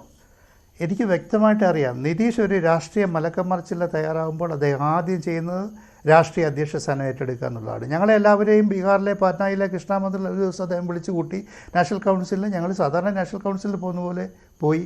അവിടെ ചെന്നപ്പം പറയുകയാണ്, ശരദ് യാദവ് നമ്മുടെ ദേശീയ പ്രസിഡന്റിനെ ഞാൻ മാറ്റുകയാണ്, ഞാൻ അധ്യക്ഷ സ്ഥാനം ഏറ്റെടുക്കാൻ പോവുകയാണെന്ന് പറഞ്ഞു. അടുത്ത ആഴ്ച അദ്ദേഹം NDAയിൽ ചേർന്നു. അതേപോലെ തന്നെ 2 മാസം മുമ്പ് ലലൻ സിംഗിനെ അതേ അധ്യക്ഷ സ്ഥാനത്തു നിന്ന് മാറ്റി അതേ അധ്യക്ഷ സ്ഥാനം ഏറ്റെടുത്തപ്പോൾ തന്നെ ഞങ്ങൾ കരുതിയതാണ് രാഷ്ട്രീയമായ ഒരു മലക്കമറിച്ചിൽ ഉണ്ടാകാൻ പോകുന്നത്. അതുകൊണ്ട് നിതീഷ് കുമാറിനെ സംബന്ധിച്ചിടത്തോളം ലാലു പ്രസാദ് യാദവിൻ്റെ മകൾ എന്തെങ്കിലും ട്വിറ്ററിൽ കുറിച്ചതോ അല്ലെങ്കിൽ ഇന്ത്യ മുന്നണിയുടെ കൺവീനർ സ്ഥാനം നിശ്ചയിച്ചോ ഒന്നുമല്ല. ഇത് BJPയുമായിട്ട് നടത്തിയ ഒരു കടുക്കൽ വാങ്ങലാണ്. നമ്മുടെ ഭാരതരത്ന പ്രഖ്യാപിച്ചിട്ടുള്ള കർപ്പൂരി താക്കൂറിൻ്റെ ജന്മശതാബ്ദിയുടെ സമ്മേളനത്തിൻ്റെ തലേന്ന് അദ്ദേഹത്തിന് ഭാരതരത്നം പ്രഖ്യാപിച്ചതോടുകൂടി BJPയും നിതീഷ് കുമാറും തമ്മിലുള്ള കൊടുക്കൽ വാങ്ങൽ നിരന്തരമായിട്ടുണ്ടായിരുന്നു എന്ന് എല്ലാവർക്കും മനസ്സിലായി. അപ്പോൾ നിസ്സാരമായ പെറ്റിനെസ്, നിസ്സാരമായ പ്രശ്നങ്ങൾക്ക് അപ്പുറത്ത് വിശാലമായ ഒരു രാഷ്ട്രീയത്തിൻ്റെ അടിസ്ഥാനത്തിലല്ല നിതീഷ് കുമാർ പോയിരിക്കുന്നത്. അവിടെ ഞങ്ങളെ സംബന്ധിച്ചിടത്തോളം ഞങ്ങൾക്ക് പറയാനുള്ളത്, ഇന്ത്യ മുന്നണിയിൽ ഇപ്പോൾ തന്നെ അതുകൊണ്ട് കുറേ കൂടി ഐക്യം വന്നിരിക്കുന്നു. ഇന്ത്യ മുന്നണിക്ക് കുറേ കൂടെ ജാഗ്രത വന്നിരിക്കുന്നു. ഇന്ന് അഖിലേഷ് യാദവ് പറഞ്ഞു, UPയിലെ ഇഷ്യൂ ഞങ്ങൾ പരിഹരിച്ചു. UPയിൽ കോൺഗ്രസ് ചോദിച്ചിരുന്ന 15 സീറ്റാണ്, 11 കൊടുത്തു. പശ്ചിമ ബംഗാളിൽ മമത പറഞ്ഞു, കോൺഗ്രസുമായി ഞങ്ങൾ സെറ്റിൽ ചെയ്യാൻ പോവുകയാണ്. മേഘാലയയിലും ആസാമിലും TMCക്ക് ഓരോ സീറ്റ് കോൺഗ്രസ് തരും. ഇവിടെ പശ്ചിമ ബംഗാളിൽ 6 സീറ്റ് ഞങ്ങൾ കോൺഗ്രസ്സിന് കൊടുക്കും. ആദ്മി പാർട്ടി ഇപ്പോൾ ഹരിയാനയിൽ ഡൽഹിയിൽ പറഞ്ഞിരിക്കുന്നു, കോൺഗ്രസ്സിന് ഞങ്ങൾ 3 സീറ്റ് കൊടുക്കും, ബാക്കി 7 സീറ്റുകളിൽ 4 സീറ്റുകൾ ഞങ്ങൾ മത്സരിക്കുമെന്ന് പറഞ്ഞു. മഹാരാഷ്ട്രയിൽ 49 സീറ്റാണ്. അവിടെ NCP, ശിവസേന, കോൺഗ്രസ് അതുപോലെ തന്നെയുള്ള സഖ്യം പൂർത്തിയാക്കി കഴിഞ്ഞിരിക്കുന്നു. ഹരിയാനയിൽ ഇപ്പോൾ ഇന്ന് വൈകിട്ടത്തെ വാർത്ത, കോൺഗ്രസും അതുപോലെ തന്നെ അവിടുത്തെ ലോക്ദൾ പാർട്ടിയും ഒരുമിച്ച് മത്സരിക്കുമെന്ന്. എവിടാണ് പ്രശ്നം? നിതീഷ് കുമാർ പോകുന്നതുകൊണ്ട് ബീഹാറിൽ 4-5 തീർച്ചയായിട്ടും ഡോക്ടർ വർഗീസ് ജോർജ്, ഞാൻ തിരികെ ജാഗ്രത കുറവുണ്ടായിട്ടുണ്ടെങ്കിൽ ആ ജാഗ്രത കുറവ് തിരുത്താൻ ഒരുങ്ങുന്നു ഇന്ത്യ മുന്നണി എന്ന് പറയുന്നിടത്ത് ആ രീതിയിലുള്ള ഒരു ജാഗ്രത കുറവ് നിതീഷിനെ കൂടെ നിർത്തുന്നതിൽ ഉണ്ടായിരുന്നു എന്നൊരു ചോദ്യമുണ്ട്. അത് ഞാൻ അടുത്ത ഘട്ടത്തിൽ താങ്കളിലേക്ക് തന്നെ വിശദമായിട്ട് വരാം. BJP നേതാവ് അഡ്വക്കേറ്റ് JR പത്മകുമാർ, വളരെ BJP 2024 ഇലക്ഷൻ കഴിഞ്ഞാൽ കുപ്പത്തൊട്ടിയിൽ കളയും നിതീഷിനെ, ആ രീതിയിലാണ് നേരത്തെ ഡോക്ടർ വർഗീസ് ജോർജ് പറഞ്ഞത്. അത് BJPയുടെ ഡിസ്ക്രിപ്ഷനാണ്, അത് എന്ത് വേണമെങ്കിലും BJP എന്നുള്ള രാഷ്ട്രീയ പാർട്ടിക്ക് ചെയ്യാം. ഇപ്പോൾ ഈ നടക്കുന്നത് അധികാരം തുടരാൻ വേണ്ടി BJP നടത്തുന്ന വെറും കുതിര കച്ചവടം മാത്രമല്ലേ എന്നതാണ് ചോദ്യം. ഒരിക്കലുമല്ല. അതിപ്പോൾ നമുക്കറിയാമല്ലോ, ഇന്ത്യൻ രാഷ്ട്രീയത്തിൽ തങ്ങളോടൊപ്പം നിൽക്കുമ്പോൾ അവരെല്ലാം നല്ല മഹാന്മാരാണ്, വലിയ സോഷ്യലിസ്റ്റായിരുന്നു, മറ്റതാണ് മറിച്ചതാണെന്നൊക്കെ പറയും. അവർ ആ മുന്നണി സംവിധാനത്തോട് അല്ലെങ്കിൽ രാഷ്ട്രീയം വിടുമ്പോൾ അത് വളരെ മോശമാണ്, അവരങ്ങനെ ആളായിരുന്നു, ഇങ്ങനെ ആളാണ്, ഇതൊക്കെ പറയുന്ന ഒരു സ്വാഭാവികതയെ മാത്രം അതിനെ കണ്ടാൽ മതി. ഞങ്ങളെ സംബന്ധിച്ചിടത്തോളം 24 ഈ വർഷത്തെ പാർലമെൻറ്റ് തിരഞ്ഞെടുപ്പ് ഒരു വാക്ക് ഓവർ എന്നുള്ള നിലയിൽ തന്നെയാണ് ഞങ്ങൾ എടുക്കുന്നത്. NDA സംബന്ധിച്ചിടത്തോളം ഞങ്ങൾക്ക് അങ്ങനെ ഒരു പേടിയേ ഇല്ല, അങ്ങനെ ഒരു പേടി തോന്നേണ്ട ഒരു കാര്യവുമില്ല. ഞങ്ങളെ സംബന്ധിച്ച് ഞങ്ങൾ ജയിച്ച മണ്ഡലങ്ങൾ ഞങ്ങൾ ഉറപ്പിക്കുകയും ഞങ്ങളെ കഴിഞ്ഞ 5 വർഷത്തെ കാലത്തെ ഞങ്ങളുടെ ശ്രദ്ധ എന്ന് പറഞ്ഞാൽ ഞങ്ങൾ പരാജയപ്പെട്ട സീറ്റുകൾ എങ്ങനെ വിജയിക്കണം എന്നുള്ളതിനെ സംബന്ധിച്ചിട്ടുള്ള സ്റ്റഡിയാണ്. അതിന് വേണ്ടിയിട്ടുള്ള ചിട്ടവട്ടങ്ങളാണ് ഞങ്ങൾ നോക്കിയിട്ടുള്ളത്. ഞങ്ങൾ ജയിച്ച സീറ്റുകൾ നിലനിർത്തുകയും പരാജയപ്പെട്ട സീറ്റുകളിൽ എങ്ങനെ ജയിക്കാം എന്നുള്ളതിനെ സംബന്ധിച്ചിട്ടുള്ള പ്രവർത്തനമാണ് ഞങ്ങൾ നടത്തിയിട്ടുള്ളത്. അത് ഞങ്ങളുടെ ഒരു പൊളിറ്റിക്കൽ എൻജിനീയറിംഗ് ആണ്. പക്ഷേ അത് ഞങ്ങൾ വിജയിക്കുക തന്നെ ചെയ്യും. ഇതുവരെയുള്ള അനുഭവങ്ങൾ വെച്ച് നോക്കുമ്പോൾ അങ്ങനെ തന്നെ ഭവിക്കുമെന്ന് തന്നെയാണ് ഞങ്ങൾ വിശ്വസിക്കുന്നത്. പൊളിറ്റിക്സ് എന്ന് പറയുമ്പോൾ ഒരു ആർട്ട് ഓഫ് പോസിബിലിറ്റീസാണ്. അതിപ്പോൾ BJPക്കായാലും കോൺഗ്രസ്സിനായാലും മറ്റ് RJDക്കായാലും എല്ലാവരും അങ്ങനെ തന്നെയാണ് എടുക്കുന്നത്. ഞങ്ങളെ സംബന്ധിച്ചിടത്തോളം അവിടുത്തെ RJDയും അല്ലെങ്കിൽ ഇന്ത്യ സഖ്യത്തെ കെട്ടുറപ്പോടെ നിർത്തി കൊടുക്കേണ്ട ചുമതലയൊന്നും ഭാരതീയ ജനതാ പാർട്ടിക്കോ NDAയ്ക്കോ ഇല്ല. ആ മുന്നണിയിൽ പ്രശ്നങ്ങളുണ്ടാകുമ്പോൾ അത് ഞങ്ങൾക്ക് അനുകൂലമാക്കി മാറ്റാൻ കഴിയുമെങ്കിൽ അത് ഞങ്ങൾ മാറ്റും. അത് തന്നെയാണല്ലോ എല്ലാം. നമുക്കറിയാമല്ലോ, കേരളത്തിൽ പരസ്പരം പോരാടി അങ്ങോട്ടും ഇങ്ങോട്ടും ഇത്രമാത്രം മോശമായ വാക്കുകൾ ഉപയോഗിക്കുന്ന ഒരു രണ്ട് രാഷ്ട്രീയ കക്ഷികൾ ഈ കേരളത്തിൻ്റെ അതിർത്തി കഴിഞ്ഞ് തമിഴ്നാട്ടിലേക്ക് കയറുമ്പോൾ കെട്ടിപ്പിടിച്ച് ഒരുമിച്ച് രാഹുൽ ഗാന്ധിയുടെയും നമ്മുടെ സീതാറാം യെച്ചൂരിയുടെയൊക്കെ ഫോട്ടോ വെച്ച് ഒരുമിച്ച് വോട്ട് പിടിക്കുക, ഇവിടെ വരുമ്പോൾ തെറി വിളിക്കുകയൊക്കെ ചെയ്യുന്നത്. അല്ലെങ്കിൽ പറഞ്ഞോട്ടെ, ഇതിനൊക്കെ ഇവരൊരു ഇത് കൊടുക്കും, അതിനൊരു ഇത് കൊടുക്കും, മതേതരത്വത്തെ സംരക്ഷിക്കാൻ മറിച്ചതാണെന്നൊക്കെ പറഞ്ഞ് ഇങ്ങനെ ഓരോ കാര്യങ്ങൾ പറയും. അത് അവർ തന്നെ അത് ജനങ്ങൾ അത് എത്രമാത്രം ഉൾക്കൊള്ളുന്നു എന്നുള്ളതാണ് നമ്മളിപ്പോൾ ഈ കറണ്ട് പൊളിറ്റിക്സിൽ കണ്ടുകൊണ്ടിരിക്കുന്ന ഒരു ചിത്രം. അപ്പോൾ അതുകൊണ്ട് ഇവർ പരസ്പരം തമ്മിലടിക്കുകയും മോശമായി പെരുമാറുകയും ചെയ്യുമ്പോൾ അതിനെ അവരെ ഒരുമിച്ച് നിർത്തേണ്ട ചുമതലയൊന്നും ഞങ്ങൾക്കില്ല. ഈ നിതീഷ് കുമാറിനെ തന്നെ ഞങ്ങളെ എൻഡിയെ വഞ്ചിച്ചിട്ട് പോയ സമയത്ത് എന്തായിരുന്നു സ്ഥിതി? ഞങ്ങളേറ്റവും വലിയൊരു മുന്നണിയിലെ ഏറ്റവും വലിയ കക്ഷിയായിരുന്നിട്ട് പോലും മുഖ്യമന്ത്രി സ്ഥാനമൊക്കെ കൊടുത്ത് നമ്മളെ കൂടെ നിർത്തിയ ഒരാളായിരുന്നു നിതീഷ്. അത് കഴിഞ്ഞ് ഞങ്ങളെ ഒരു കാര്യം പറഞ്ഞുകൊണ്ട് പുറത്തു പോകുമ്പോൾ അതിനെ വലിയ ആഘോഷത്തോടെ കൊണ്ടുവന്ന് ഇന്ത്യൻ മതേതരത്വം സംരക്ഷിക്കാൻ ഇന്നെ ഇറങ്ങിയിരിക്കുന്നു എന്നുള്ളത് അതാണ്. അത് താങ്കൾ തന്നെ അത് പറയുന്നു. നിങ്ങളോട് മോശമായുള്ള രീതിയിൽ അല്ലെങ്കിൽ ചതിച്ചിട്ട് പുറത്തുപോയ ഒരാളാണ് നിതീഷ് കുമാർ എന്നുള്ള ആ ഒരു അല്ല ഞാൻ പറഞ്ഞത് പൊളിറ്റിക്സ് ആർട്ട് ഓഫ് പോസിബിലിറ്റീസ് എല്ലാവരും അത് തന്നെയാണ് പറയുന്നത്. ഒരു വർഷം നിതീഷിന് വേണ്ടി ഈ വാതിൽ ഇനി ഒരിക്കലും തുറക്കില്ല എന്ന് ആഭ്യന്തരമന്ത്രി അമിത്ഷാ പറഞ്ഞത് ഒരു വർഷം മുൻപ്. NDAയിലേക്ക് പോകുന്നതിനേക്കാൾ നല്ലത് മരിക്കുന്നതാണ് എന്ന് നിതീഷ് പറഞ്ഞത് ഒരു വർഷം മുൻപ്. ഒറ്റ വർഷമായിട്ടുള്ളൂ. അധികാരത്തിന് വേണ്ടിയിട്ട് എന്തും ചെയ്യും, ആരുമായി കൂട്ടുകേടും. അതല്ലാതെ മറ്റു ഇത് ഞങ്ങൾക്ക് മാത്രം ബാധകമായ ഒരു തത്വമല്ല. നിങ്ങൾ മനസ്സിലാക്കാനുള്ളത് ഞങ്ങൾക്ക് മാത്രം ബാധകമായ ഒരു തത്വമല്ല. ഞാൻ പറഞ്ഞ ആർട്ട് ഓഫ് പോസിബിലിറ്റി, സാധ്യതകൾ. നിങ്ങൾക്കറിയാമല്ലോ CPM-ഉം CPM-ഉം കൂടെ CPI-യും CPM കൂടെ പിളർന്നപ്പോൾ കേരളത്തിൽ വിളിച്ച മുദ്രാവാക്യം എന്താ? CPI നോക്കി എമ്മനും തൊമ്മനും കമ്മ്യൂണിസ്റ്റ് അല്ല, ചേലാട്ടച്ചു പണ്ടേയല്ല, വൈകട ചെറ്റേ ചെങ്കൊടി താഴെ പോക്കട ചെറ്റേ മൂവർണ്ണ കൊടി എന്ന് വിളിച്ചതാരാ? ഈ CPM അല്ലേ ഇന്ന് ഈ കോൺഗ്രസിന്റെ മൂട് താങ്ങി കിടക്കുന്നത്? അപ്പോൾ അത് ഞങ്ങൾ ഇന്ദിരാഗാന്ധിയെ തോൽപ്പിക്കാൻ അത് ചെകുത്താനുമായി കൂട്ടുകൂടുമെന്ന് പറഞ്ഞ പാർട്ടിയല്ലേ EMSന്റെ പാർട്ടി? അപ്പൊ ഇത് ഞങ്ങൾക്ക് മാത്രം ബാധകമായ ഞങ്ങൾക്ക് മാത്രം ബാധകമായ ഒരു ഇക്വേഷനാണ്, ബാക്കി ആർക്കും ബാധകമല്ല എന്ന് പറയുന്നത്. ഇത് രാഷ്ട്രീയ സാധ്യതകളുടെ BJP നടത്തുന്നത് കുതിര കച്ചവടമല്ല എന്ന് വരുന്നില്ലല്ലോ. അതുകൊണ്ട് അല്ല ഞങ്ങളത് പറഞ്ഞില്ലല്ലോ കുതിര കച്ചവടമാണോ എന്ന് പറഞ്ഞില്ല. ഞങ്ങൾ ആരെങ്കിലും ഒരു രാഷ്ട്രീയ പാർട്ടി ഒരു തർക്കമില്ല. സമ്മതിക്കാൻ പറ്റില്ല. ഒരു രാഷ്ട്രീയ പാർട്ടിയെ പിളർന്ന് അതിൽ നിന്ന് കുറച്ച് ആളിനെ എടുത്ത് ഇങ്ങനെ കൊണ്ടുവന്ന് വേറെ എടുക്കാൻ നിങ്ങൾ സമ്മതിച്ചോ? കുതിര കച്ചവടം എന്ന് പറയാം. ബീഹാറിൽ നടന്ന എന്താ? ഒരു രാഷ്ട്രീയ പാർട്ടി ഒരു മുന്നണി വിട്ടിട്ട് ഞങ്ങൾക്ക് ഈ മുന്നണിയുമായി യോജിച്ചു പോകാൻ പറ്റില്ല. എന്താ കാര്യം? നിങ്ങളത് ഈ മുന്നണി ഇപ്പോൾ ഈ പറയുന്ന ഈ മുന്നണികളുടെ എല്ലാം താല്പര്യം ഇപ്പോൾ RJDയുടെ നിങ്ങളൊന്ന് രാഷ്ട്രീയ പാരമ്പര്യം പരിശോധിച്ചു. ഇത്രയും മാത്രം ക്ലിയറായി സത്യസന്ധമായ രാഷ്ട്രീയം നടത്തുന്ന കുടുംബ പാരമ്പര്യ പശ്ചാത്തലം ഇല്ലാത്ത അങ്ങനെയൊന്നും ഇല്ലാതെ വലിയ രാഷ്ട്രീയം മാത്രം കൊണ്ടു നടക്കുന്ന രാഷ്ട്രീയ പ്രസ്ഥാനമാണോ? എല്ലാവരുടെയും ലക്ഷ്യം കുടുംബം സംരക്ഷിക്കുക, അവരുടെ അഴിമതി നടത്താൻ കഴിയുക അഴിമതി നടത്തുക, ഈ രീതിയിലുള്ള ചില നിലപാടുകളുമായി മുന്നോട്ട് പോകുന്നു. അതിൽ എക്കാലവും കൂടെ നിൽക്കുന്ന ആർക്കും യോജിക്കാൻ പറ്റൂല. അവർ വേറൊരു സ്ഥലത്തേക്ക് വരും. അവിടെ വരുമ്പോൾ ഞങ്ങൾ അയാളെ പരിശോധിച്ച് പരിശോധിച്ച് ഇനി നിങ്ങൾ ഒരിക്കലും പോകില്ലേ? പോവാ, ഒരു തടസ്സമില്ല. ഇപ്പോൾ കറണ്ട് പൊളിറ്റിക്സിൽ ഞങ്ങളോടൊപ്പം വരാൻ അവർ താല്പര്യം കാണിച്ചു. ഞങ്ങളൊരു വലിയ കക്ഷിയാണെങ്കിലും ഞങ്ങൾ മഹാരാഷ്ട്രയിലും അത് തന്നെയാണ് ചെയ്തത്. ശിവസേനയ്ക്ക് മുഖ്യമന്ത്രി സ്ഥാനം കൊടുത്തു. ഇവിടെ നേരത്തെയും അങ്ങനെയാണ്. നിതീഷ് കുമാറിന് തന്നെയാണ് മുഖ്യമന്ത്രി സ്ഥാനം കൊടുത്തു. ഞങ്ങളത് കൊടുത്തു. ഞങ്ങൾക്ക് വിരോധമില്ല. നാളെ ഇനി BJP ബന്ധം വേണ്ട. 2.5 വർഷം കഴിഞ്ഞ് മുഖ്യമന്ത്രി സ്ഥാനം തിരിച്ചു കൊടുക്കേണ്ടി വരുമെന്നുള്ളൊരു പേടി കൊണ്ട് പോലും കൂടുവിട്ട് കൂടുമാറുന്ന ഒരാളെ കൂടെ കൂട്ടുന്നതിൽ ധാരണ ഞങ്ങളെ ഹോണർ ചെയ്യേണ്ട കാര്യമുള്ളൂ. ഞങ്ങൾക്കറിയില്ലല്ലോ ആ ധാരണ. അത് അവരുണ്ടാക്കിയതല്ലേ. അത് ഞങ്ങളുണ്ടാക്കിയ ധാരണയല്ലല്ലോ. അത് ഞങ്ങളത് ഹോണർ ചെയ്യേണ്ട കാര്യവുമില്ല. ഞങ്ങളെ സംബന്ധിച്ചിടത്തോളം ഏറ്റവും വലിയ കക്ഷിയാണെങ്കിലും രണ്ടാമത്തെ കക്ഷി ഞങ്ങളുടെ മുന്നണിയിലേക്ക് വരുന്നു. അവർക്ക് മുഖ്യമന്ത്രി സ്ഥാനം കൊടുത്തു. അദ്ദേഹത്തിന് സ്റ്റേറ്റിൽ സ്വതന്ത്രമായി ഭരിക്കാനുള്ള അവസരം ഉണ്ടാക്കി കൊടുക്കുക. അതേ ഉള്ളൂ ഞങ്ങളെ ബാധ്യത. അല്ലാതെ അദ്ദേഹം എഴുതി വെച്ചിട്ടുള്ള എഗ്രിമെന്റുകളെല്ലാം പാലിപ്പിക്കേണ്ട ഡോക്ടർ വർഗീസ് ജോർജ് പറഞ്ഞ ആ വാദം വ്യക്തമാകുന്നു. ചാഞ്ചാടി നിൽക്കുന്ന നിതീഷിനെ ഒരുപാട് കാലത്തേക്ക് ലോങ് റണ്ണിലേക്ക് നിങ്ങൾക്ക് ആവശ്യമുള്ളത് 2024 തെരഞ്ഞെടുപ്പിലേക്കാണ്. അതുകൊണ്ട് തന്നെ മറ്റു കാര്യങ്ങൾ നിങ്ങൾക്ക് അന്വേഷിക്കേണ്ട ബാധ്യതയില്ല. ഞങ്ങൾക്ക് 24 വേറെ ആരെങ്കിലും വന്നാലേ ജയിക്കാൻ പറ്റുമെന്നുള്ളതൊരു ധാരണ. എന്തുകൊണ്ടാണ് ഈ മുന്നണികളെല്ലാം കൂടി ചേർന്നിട്ട് നിങ്ങൾക്കറിയാമല്ലോ CPM-നെ കുറിച്ച് മമതയുടെ നിലപാട് എന്താ? തീവ്രവാദ പാർട്ടി എന്നാ? ശരി, അല്ല, ഞാൻ ഈ ഇവരെല്ലാം കൂടെ ഒരുമിക്കുന്നതിന്റെ ഉദ്ദേശം എന്താ? അല്ല, ഞാൻ ചോദിക്കുന്നത് അത് ബിജെപിക്ക് ചെയ്യാമല്ലോ. അത് ബിജെപി നമ്പറും ശക്തിയാണ്. അല്ല, എനിക്ക് ഞാൻ ആ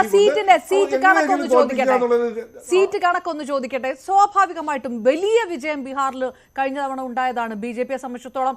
ഇനിയിപ്പോ കൂടെ നിതീഷ് വരുന്ന സാഹചര്യത്തിൽ തന്നെ ഇനി ഒരു സീറ്റാണ് ആകെ ബാക്കി പുറത്തു നിൽക്കുന്ന ഒരൊറ്റ സീറ്റിന്റെ കാര്യമാണ്.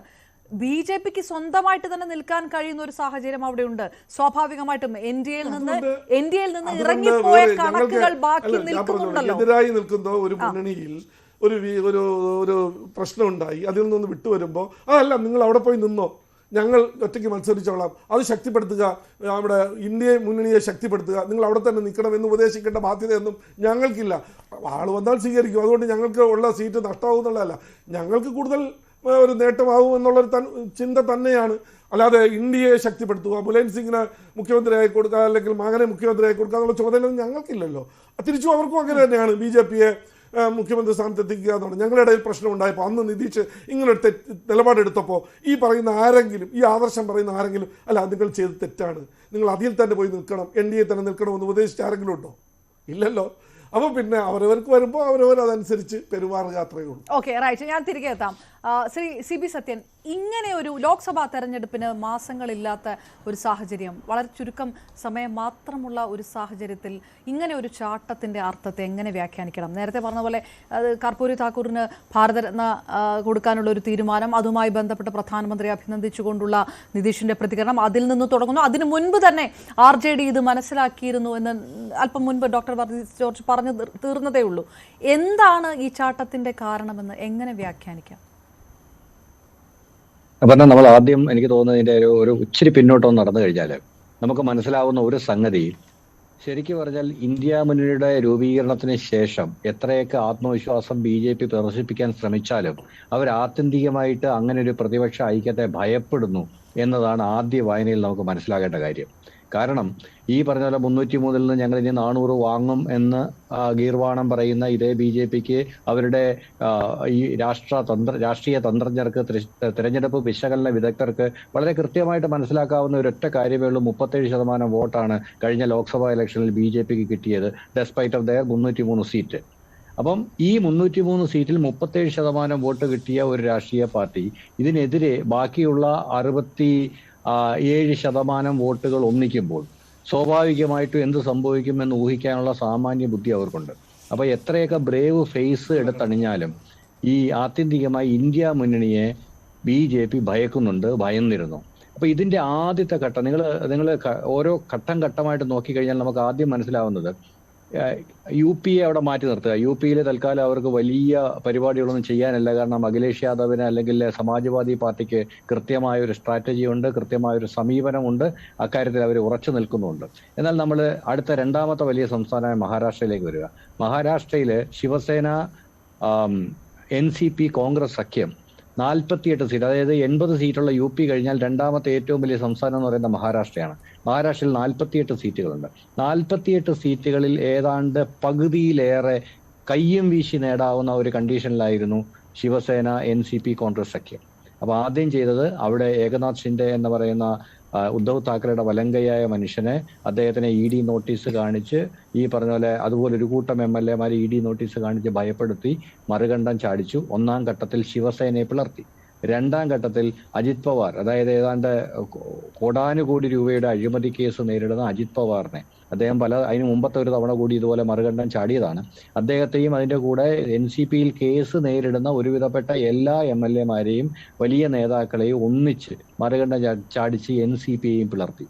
അപ്പോൾ ചുരുക്കത്തിൽ ഓപ്പറേഷൻ മഹാരാഷ്ട്ര വിജയകരമായി പൂർത്തിയായി.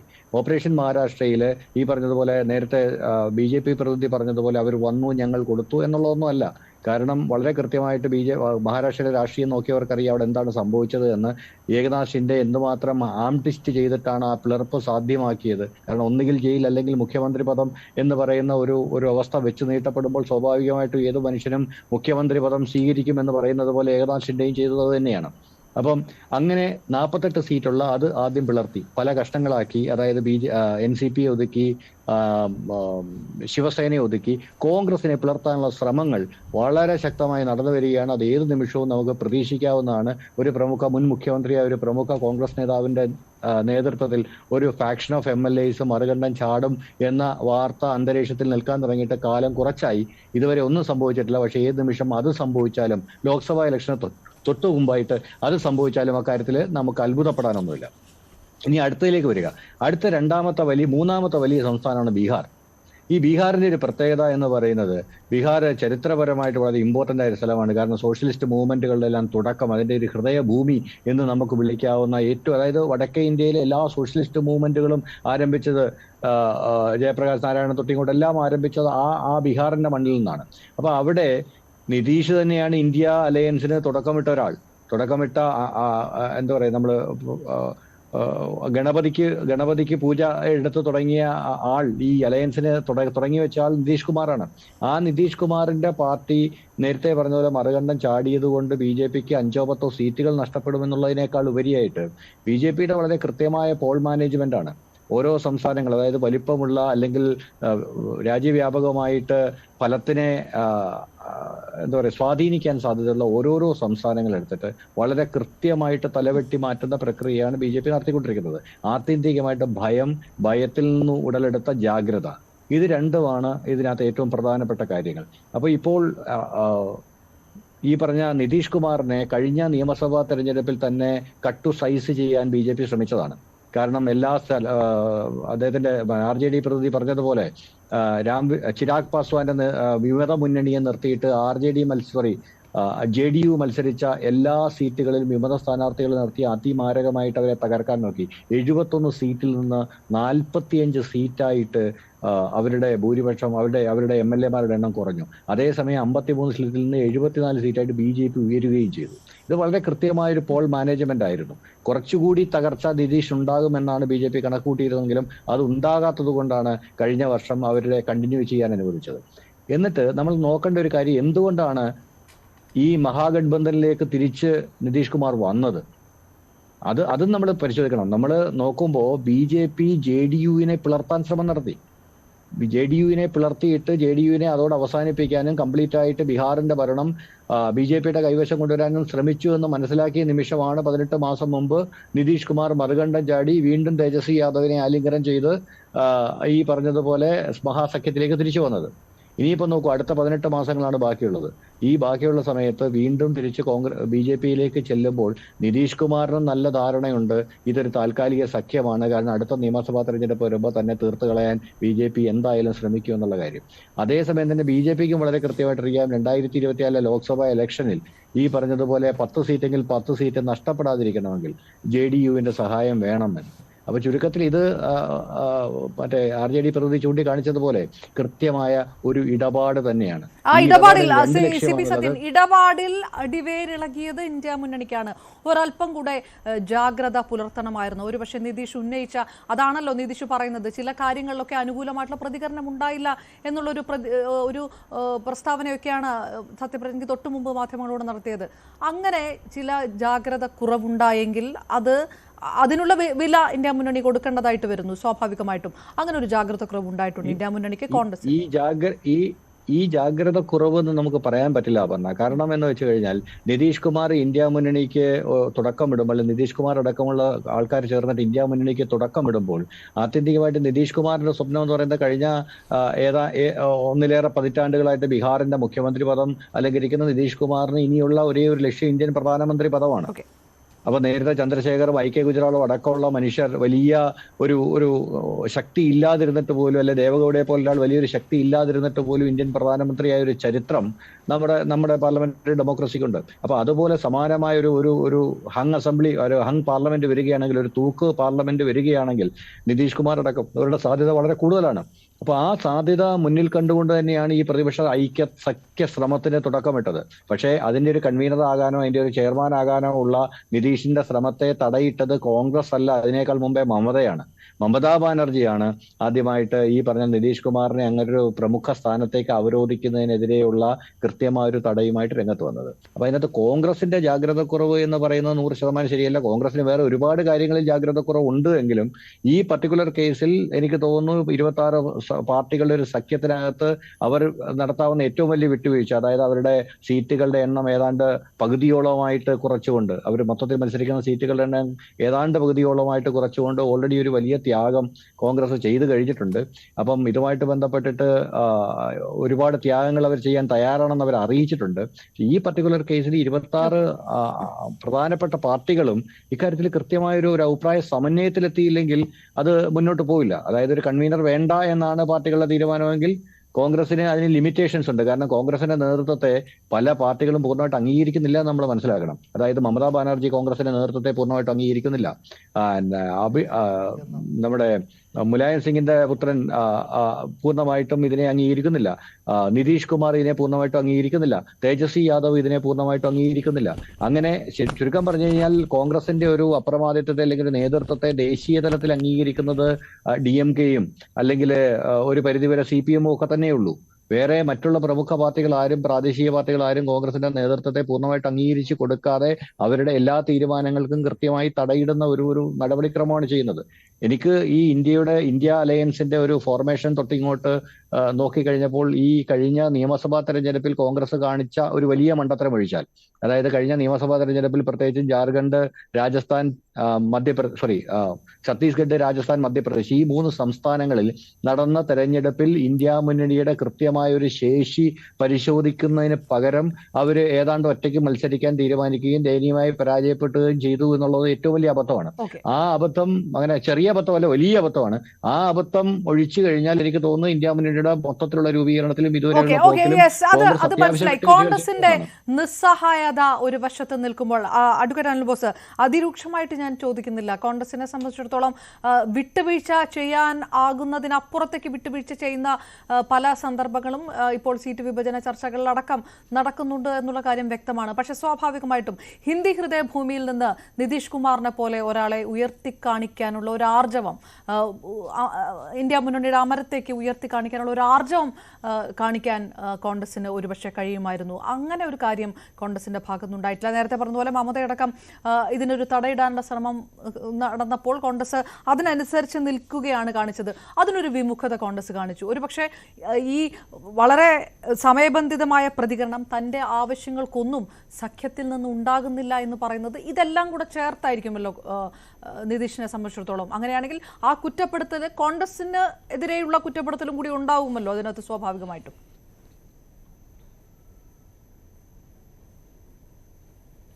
അല്ല, നമ്മൾ ആ പറയുന്നതിനൊന്നും യാതൊരു അർത്ഥവുമില്ല. നിലവിലിവിടെ ഇപ്പം ഈ ചർച്ചയിൽ പങ്കെടുത്തുകൊണ്ട് മാധ്യമപ്രവർത്തകൻ ആണല്ലേ സിബി സംസാരിച്ചത് ഞാൻ സാഗൂതം വീക്ഷിക്കുകയായിരുന്നു. അദ്ദേഹം പറഞ്ഞു, ഈ പ്രധാനമായിട്ടും ചൂണ്ടിക്കാണിച്ചത് വലിയൊരു അബദ്ധം 5 സംസ്ഥാനങ്ങളിലേക്ക് നടന്ന തെരഞ്ഞെടുപ്പിൽ കോൺഗ്രസ് കാണിച്ചു എന്ന്. അത് ഈ മുന്നണിയുമായി ബന്ധപ്പെട്ടൊന്നും ഒരു അബദ്ധവും കാണിച്ചിട്ടില്ല. കാരണം ഇത് ദേശീയ തലത്തിൽ നടക്കുന്ന 2024 തെരഞ്ഞെടുപ്പിന് വേണ്ടിയാണ് ഒരു മുന്നണി രൂപീകരണവും അതിൻ്റെ ചർച്ചകളും നടക്കുന്നത്. കോൺഗ്രസിനെ സംബന്ധിച്ചിടത്തോളം കോൺഗ്രസ് BJPയുമായി നേർക്കുനേർ ഏറ്റുമുട്ടുന്ന പ്രധാനപ്പെട്ട സംസ്ഥാനങ്ങളാണ് ഈ പറഞ്ഞ 5 സംസ്ഥാനങ്ങൾ. അപ്പോൾ ഈ 5 സംസ്ഥാനങ്ങളിലും നേർക്കുനേർ ഏറ്റുമുട്ടാൻ കഴിയുന്ന കരുത്ത് ഞങ്ങൾക്കുണ്ട്. ഒരുപാട് കാര്യങ്ങളുണ്ട്. ഇപ്പോൾ രാജസ്ഥാനിൽ അശോക് ഗെഹ്ലോട്ടിൻ്റെ ഏറ്റവും ക്ഷേമകരമായ പദ്ധതികൾ ആവിഷ്കരിച്ച ഗവൺമെൻറ്റാണ്. ഏറ്റവും നല്ല രീതിയിൽ പ്രവർത്തിച്ച, ഏവരും ശ്ലാഘിക്കുന്ന ഗവൺമെൻറ്റാണ്. ഞങ്ങൾക്ക് അവിടെ അടിപതറി എന്ന് പറയുമ്പോൾ നിങ്ങൾ കാണേണ്ട ഏറ്റവും പ്രധാനപ്പെട്ട കാര്യം, അവിടുത്തെ BJPക്ക് 15 സീറ്റിൽ റിബൽ സ്ഥാനാർത്ഥികൾ, കോൺഗ്രസിനും റിബൽ സ്ഥാനാർത്ഥികൾ. അത്തരം രാഷ്ട്രീയ സാഹചര്യങ്ങൾ അവിടെ ഉണ്ടായിരുന്നു. അതിലുപരി ഒരു സർക്കാരിൻ്റെ ഭരണനേട്ടവും അല്ലെങ്കിൽ കോട്ടവും വിലയിരുത്തുക എന്ന ഒരു തെരഞ്ഞെടുപ്പിനപ്പുറം അവിടുത്തെ 2 വലിയ കൊലപാതകങ്ങളുമായി ബന്ധപ്പെട്ട് ഉണ്ടായിട്ടുള്ള വലിയ ക്യാമ്പയിനുണ്ട്. നൂപൂർ ശർമ്മയുടെ പ്രസ്താവനയുമായി ബന്ധപ്പെട്ട് അറുംകൊല ചെയ്യപ്പെട്ട ഒരു ഏറ്റവും വലിയ, ആ രാജസ്ഥാനെ സംബന്ധിച്ചിടത്തോളം ഏറ്റവും വലിയ പ്രതിസന്ധി ഉണ്ടാക്കിയ ഒരു മരണം. അങ്ങനെ അതുമായി ഒരു മുസ്ലിമിനെ കൊല ചെയ്യുന്നു, മറ്റൊരു ഹിന്ദുവിനെ കൊല ചെയ്യുന്നു. അതിനുശേഷം അതിൻ്റെ ചുവട് പിടിച്ച് നടന്ന ചർച്ചകൾ തെരഞ്ഞെടുപ്പിൻ്റെ ഗതി അവിടെ മാറ്റിയിട്ടുണ്ട്. അതൊരു പക്ഷേ സംഘപരിവാർ രാഷ്ട്രീയത്തിൻ്റെ സൈബർ ഇടങ്ങളിലെ അല്ലെങ്കിൽ RSSൻ്റെ കേഡറിൻ്റെ ഒക്കെ വിജയമാണ് എന്ന് വേണമെങ്കിൽ അവർക്ക് പറയാം. പക്ഷേ ഞങ്ങൾക്ക് വളരെ പിടിച്ചു നിൽക്കാൻ കഴിഞ്ഞു. കാരണം 100 സീറ്റ് എന്ന് പറയുന്നത് അത്യാവശ്യം ചില ക്രമീകരണങ്ങൾ സ്ഥാനാർത്ഥി നിർണ്ണയവുമായി ബന്ധപ്പെട്ട് ചെയ്യുന്നതിൽ മുന്നണി രാഷ്ട്രീയത്തിലല്ല കോൺഗ്രസ് രാഷ്ട്രീയത്തിൽ ഞങ്ങൾക്ക് ചെയ്യാൻ കഴിഞ്ഞിരുന്നു എങ്കിൽ ഞങ്ങൾക്ക് ആ ഭരണം അവിടെ നഷ്ടപ്പെടില്ല എന്ന് വ്യക്തമായി വിലയിരുത്തുന്ന ഒരാളാണ് ഞാൻ. വ്യക്തമായി. കാരണം ഉന്നയിച്ച ആവശ്യങ്ങളിൽ നിതീഷ് കുമാർ ഉന്നയിച്ച ആവശ്യങ്ങളിൽ പ്രധാനമന്ത്രി സ്ഥാനാർത്ഥി പദമടക്കം ആ വിഷയങ്ങളിൽ ഒരല്പം കൂടി ജാഗ്രത കാണിക്കാൻ കോൺഗ്രസിന് മുൻകൈ എടുക്കാമായിരുന്നു എന്നുള്ളൊരു വിഷയമില്ലേ? അങ്ങനല്ല പറഞ്ഞ. നമ്മളിപ്പോൾ ഓരോ കാര്യത്തെക്കുറിച്ച് ചർച്ച ചെയ്യുമ്പോഴും ഒരു തെരഞ്ഞെടുപ്പ് രാഷ്ട്രീയത്തിൽ നമ്മൾ മാനിഫെസ്റ്റോ തയ്യാറാക്കുന്നത് മുതൽ അതിൻ്റെ ക്യാമ്പയിൻ സ്ട്രാറ്റജി തീരുമാനിക്കുന്നത് മുതൽ ഓരോ സ്ഥലത്തും നമുക്ക് അപാകതയില്ലാതെ മുന്നോട്ട് പോകാൻ കഴിയണം. അത് മധ്യപ്രദേശിലാണെങ്കിലും രാജസ്ഥാനിലാണെങ്കിലും മറ്റിതര കേന്ദ്രങ്ങളിലാണെങ്കിലും നമ്മൾ രാജ്യത്തെ ജനങ്ങളുടെ തൊഴിലില്ലായ്മ ചർച്ച ചെയ്യുമ്പോൾ, കർഷകരുടെ പ്രശ്നം ചർച്ച ചെയ്യുമ്പോൾ, പാവപ്പെട്ട ജനങ്ങളുടെ ക്ഷേമം ചർച്ച ചെയ്യുമ്പോൾ, മതപരിവർത്തനം ചർച്ച ചെയ്യാൻ ആഗ്രഹിക്കുന്ന ഒരു ഭരണകൂടം അല്ലെങ്കിൽ ദളിത് അതുപോലെ വിഭാഗീയത ഉണ്ടാക്കാൻ ശ്രമിക്കുന്ന ഒരു ഭരണകൂടം, മുസ്ലിം ഹിന്ദു വർഗീയത ഉണ്ടാക്കാൻ ശ്രമിക്കുന്ന സർക്കാരിൻ്റെ എല്ലാ സംവിധാനങ്ങളും കളക്ടർമാരെ ഉപയോഗിച്ചുകൊണ്ട്, ഇലക്ഷൻ ഓഫീസർമാരെ ഉപയോഗിച്ചുകൊണ്ട് ബൂത്തുകളിലടക്കം കേന്ദ്രീകരിച്ച് നടത്തുന്ന വലിയൊരു വിഭാഗീയതയുണ്ട്. നമ്മൾ കാണേണ്ട ഒരുപാട് ഗൗരവമുള്ള കാര്യങ്ങളുണ്ട്. ഒരു തെരഞ്ഞെടുപ്പിൽ തോക്കുന്നതും ജയിക്കുന്നതിനും അപ്പുറം രാജ്യത്തെ ജനാധിപത്യം നമ്മൾ ഇപ്പോഴെങ്കിലും ചർച്ച ചെയ്യണം. അപ്പൊ അത്തരം കാര്യം അല്ല, ഞാൻ അങ്ങനെ വെക്കുന്ന ഓപ്ഷൻസ് അംഗീകരിക്കപ്പെടുന്നുണ്ടോ എന്നുള്ളതാണ് ചോദ്യം.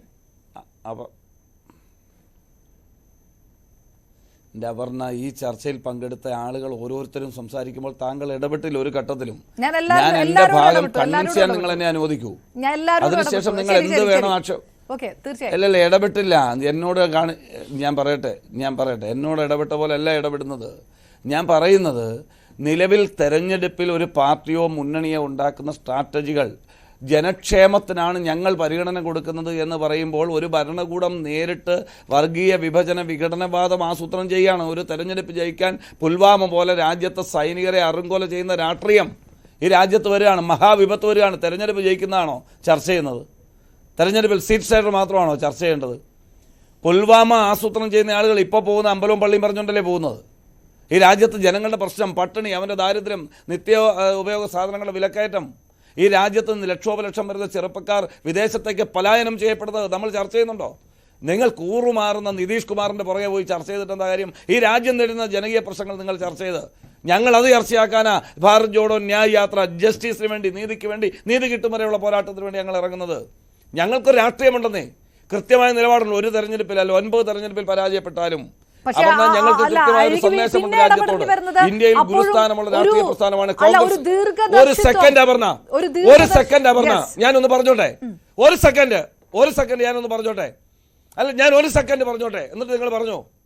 ഞാൻ പറഞ്ഞു രാജ്യത്തെ ഗുരുസ്ഥാനമുള്ള രാഷ്ട്രീയ പ്രസ്ഥാനമാണ് ഇന്ത്യൻ നാഷണൽ കോൺഗ്രസ്. ആ പാർട്ടിക്കും അപജയം ഉണ്ടായിട്ടുണ്ട്. ആ അപജയം തിരിച്ചറിഞ്ഞ് രാജ്യത്തെ കോൺഗ്രസിനെയും മറ്റ് രാഷ്ട്രീയ പാർട്ടികളെയും തിരുത്തി രാഷ്ട്രീയ രംഗത്ത് സംശുദ്ധി ഉണ്ടാക്കി ഒരു ശരിയുടെ രാഷ്ട്രീയം ഉണ്ടാക്കാനാണ് രാജ്യം മുഴുവൻ 4080 കിലോമീറ്റർ നടന്നത്. ഇപ്പം 6800 കിലോമീറ്റർ വാഹനത്തിലും കാൽനടയായി ഞങ്ങൾ നടക്കുന്നത്. രാജ്യത്ത് ജനങ്ങളോട് ചേർത്ത് നിർത്തി സംസാരിക്കാനാണ്. നിങ്ങളടക്കമുള്ള ആളുകൾ, മാധ്യമ പ്രവർത്തകർ, ഞങ്ങൾ പറയുന്ന സന്ദേശം, ഞങ്ങൾ ഉയർത്തുന്ന ജനകീയ പ്രശ്നങ്ങൾ ജനങ്ങളുടെ പക്ഷത്ത് എത്തിക്കാൻ ശ്രമിക്കുന്നുണ്ടോ? രാജ്യത്തെ വർഗീയത നിങ്ങൾ എത്തിക്കാൻ ശ്രമിക്കുന്നുണ്ട്. രാജ്യത്തെ പാവപ്പെട്ട സാധാരണക്കാരൻ അനുഭവിക്കുന്ന ദുരിതം അതെത്തിക്കാൻ ശ്രമിക്കുന്നുണ്ടോ? അത്തരം വിഷയങ്ങൾ നിങ്ങൾ എത്തിക്കാത്തത് കൊണ്ടാണ് ഞങ്ങൾക്ക് വഴിയിലിറങ്ങി നടക്കേണ്ടി വരുന്നത്, ജനങ്ങളെ ചേർത്ത് പിടിച്ച് അവരുടെ വിഷയങ്ങൾ കേൾക്കേണ്ടി വരുന്നത്, അവരോട് ഞങ്ങൾക്ക് സംവദിക്കേണ്ടി വരുന്നത്, സംസാരിക്കേണ്ടി വരുന്നത്. അതുകൊണ്ടാണ് ഞങ്ങൾ ഈ രാജ്യം മുഴുവൻ നടക്കുന്നത്.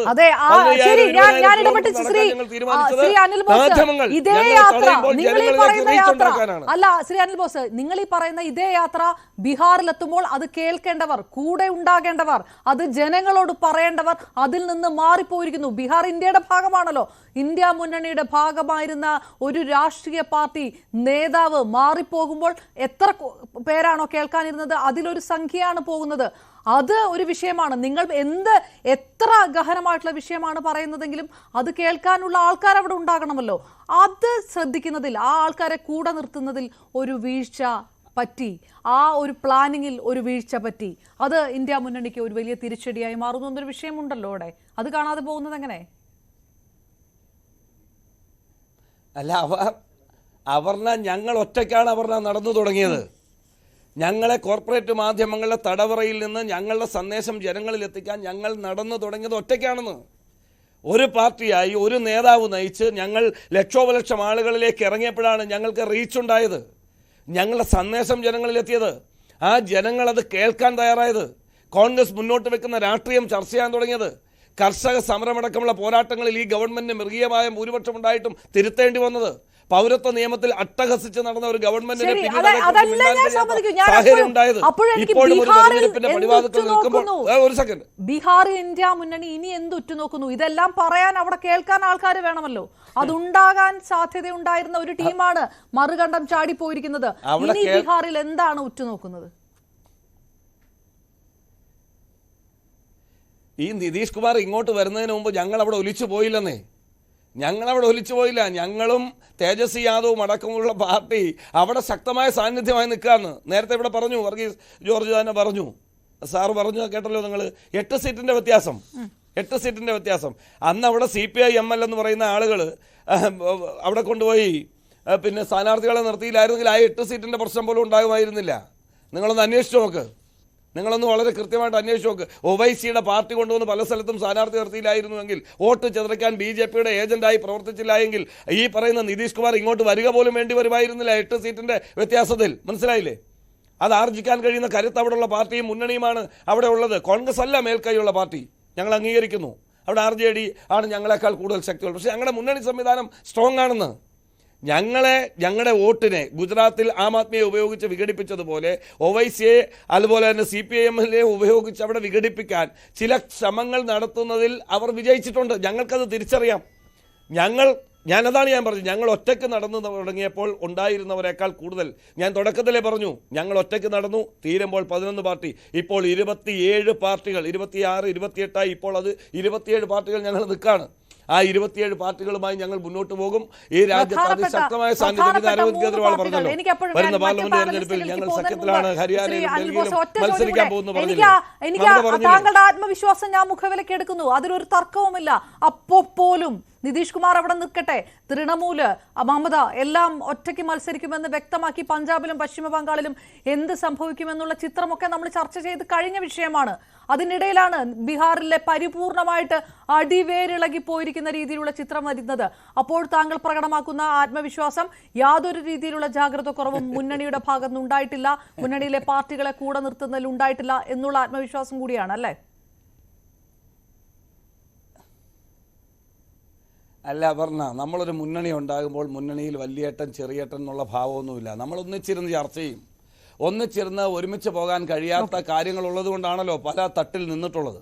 ആ പല തട്ടിൽ നിന്നിട്ടുള്ള പാർട്ടികൾ യോജിക്കുമ്പോൾ ഒട്ടനവധി പ്രശ്നങ്ങളുണ്ടാകും. ഞാനൊരു ചെറിയ ഉദാഹരണം ചൂണ്ടിക്കാണിക്കാം. ഇന്ത്യ സഖ്യത്തിൻ്റെ ഭാഗമാണ് കേരളത്തിലെ CPM അല്ലേ? കേരളത്തിലെ സീറ്റുകളിൽ 10 വീതം ഞങ്ങൾക്ക് വീതിച്ചെടുക്കാൻ കഴിയുന്ന രാഷ്ട്രീയ സാഹചര്യമാണോ കേരളത്തിലുള്ളത്? ഒരു കാര്യം ചെയ്യും, ഞങ്ങൾ 10 നിങ്ങൾ 10 അങ്ങനെ എടുക്കാൻ കഴിയുമോ? അങ്ങനെയുള്ള പ്രതിസന്ധികൾ ഈ രാജ്യത്തെ വിവിധ സംസ്ഥാനങ്ങളിൽ ഉണ്ടെന്നേ. അത്തരം കാര്യങ്ങൾ വരുമ്പോൾ അവിടെ വിട്ടുവീഴ്ചപരമായ ചർച്ചകൾ വേണ്ടി വരും. ഞങ്ങൾ ആലോചിച്ചു 440 സീറ്റിൽ കോമൺ കാൻഡിഡേറ്റ്, അതിനെ സംബന്ധിച്ച് സീറ്റ് ഷെയറിംഗ് അടക്കമുള്ള കാര്യങ്ങൾ ചർച്ച ചെയ്തു. അങ്ങനെ ചർച്ച ചെയ്ത് വരുമ്പോൾ ഒരുപക്ഷെ കോൺഗ്രസിൻ്റെ സിറ്റിംഗ് MP ഉള്ള മണ്ഡലം മറ്റൊരു പാർട്ടിക്ക് വിട്ടുകൊടുക്കേണ്ടതായിട്ട് വരും. അപ്പോൾ ആ സിറ്റിംഗ് MPയെ തൃപ്തിപ്പെടുത്തണം, പ്രൊട്ടക്ട് ചെയ്യണം. ആ പൊസിഷൻ, കാര്യങ്ങൾ, ആ കാറ്റഗറി അതെല്ലാം നിലനിർത്തേണ്ടതായി വരും ഒരു പാർട്ടിക്ക്. അത് ഞങ്ങൾക്ക് മാത്രമല്ല, വേറൊരു പാർട്ടി ആ സീറ്റ് വിട്ടു തരുമ്പോഴും ഇത്തരം പ്രശ്നങ്ങൾ ഉണ്ടാവും. അപ്പോൾ ഇതൊക്കെ വളരെ കൃത്യമായി ആസൂത്രണം ചെയ്ത് ചർച്ച ചെയ്ത് പോകേണ്ട കാര്യമാണ്. ഞാൻ നേരത്തെ തന്നെ പറഞ്ഞത് 8 മണിക്ക് ചർച്ചയിൽ നിന്നും ഞാൻ വീണ്ടും ആവർത്തിക്കുന്നു, ഞങ്ങളെ സംബന്ധിച്ചിടത്തോളം സുഗമമായിട്ടാണ് മുന്നോട്ട് പോകുന്നത്. സുഗമമായി ഞങ്ങൾ മുന്നോട്ട് പോകും. അത്യുജ്വലമായ വിജയം ഞങ്ങൾക്ക് ആർജിക്കാൻ കഴിയും. ഒരു കാര്യം കൂടി പറഞ്ഞ് ഞാൻ അവസാനിപ്പിക്കുകയാണ്.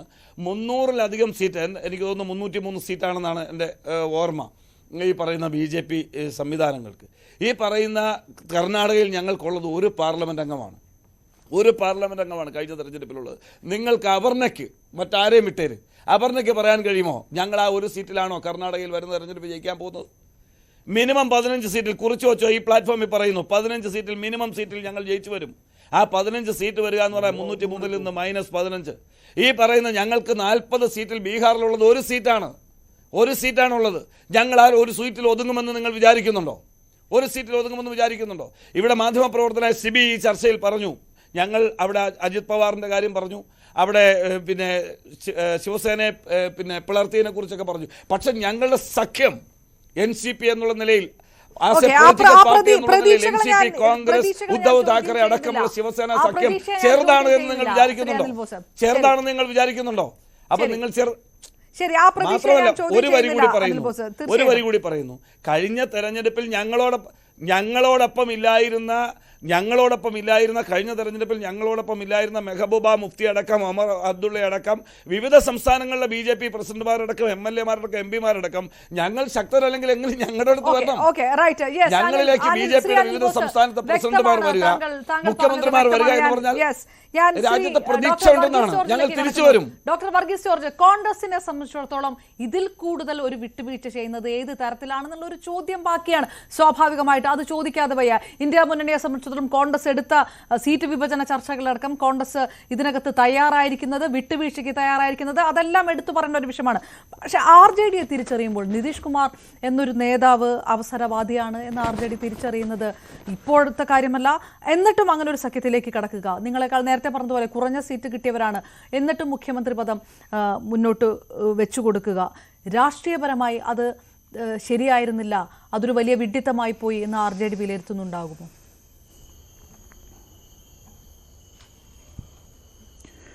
അങ്ങനെയല്ല പറഞ്ഞ, നേരത്തെ തന്നെ 2 തവണ RJDയും JDയും കൂടി ഒരുമിച്ച് മത്സരിച്ചിട്ടുണ്ട്.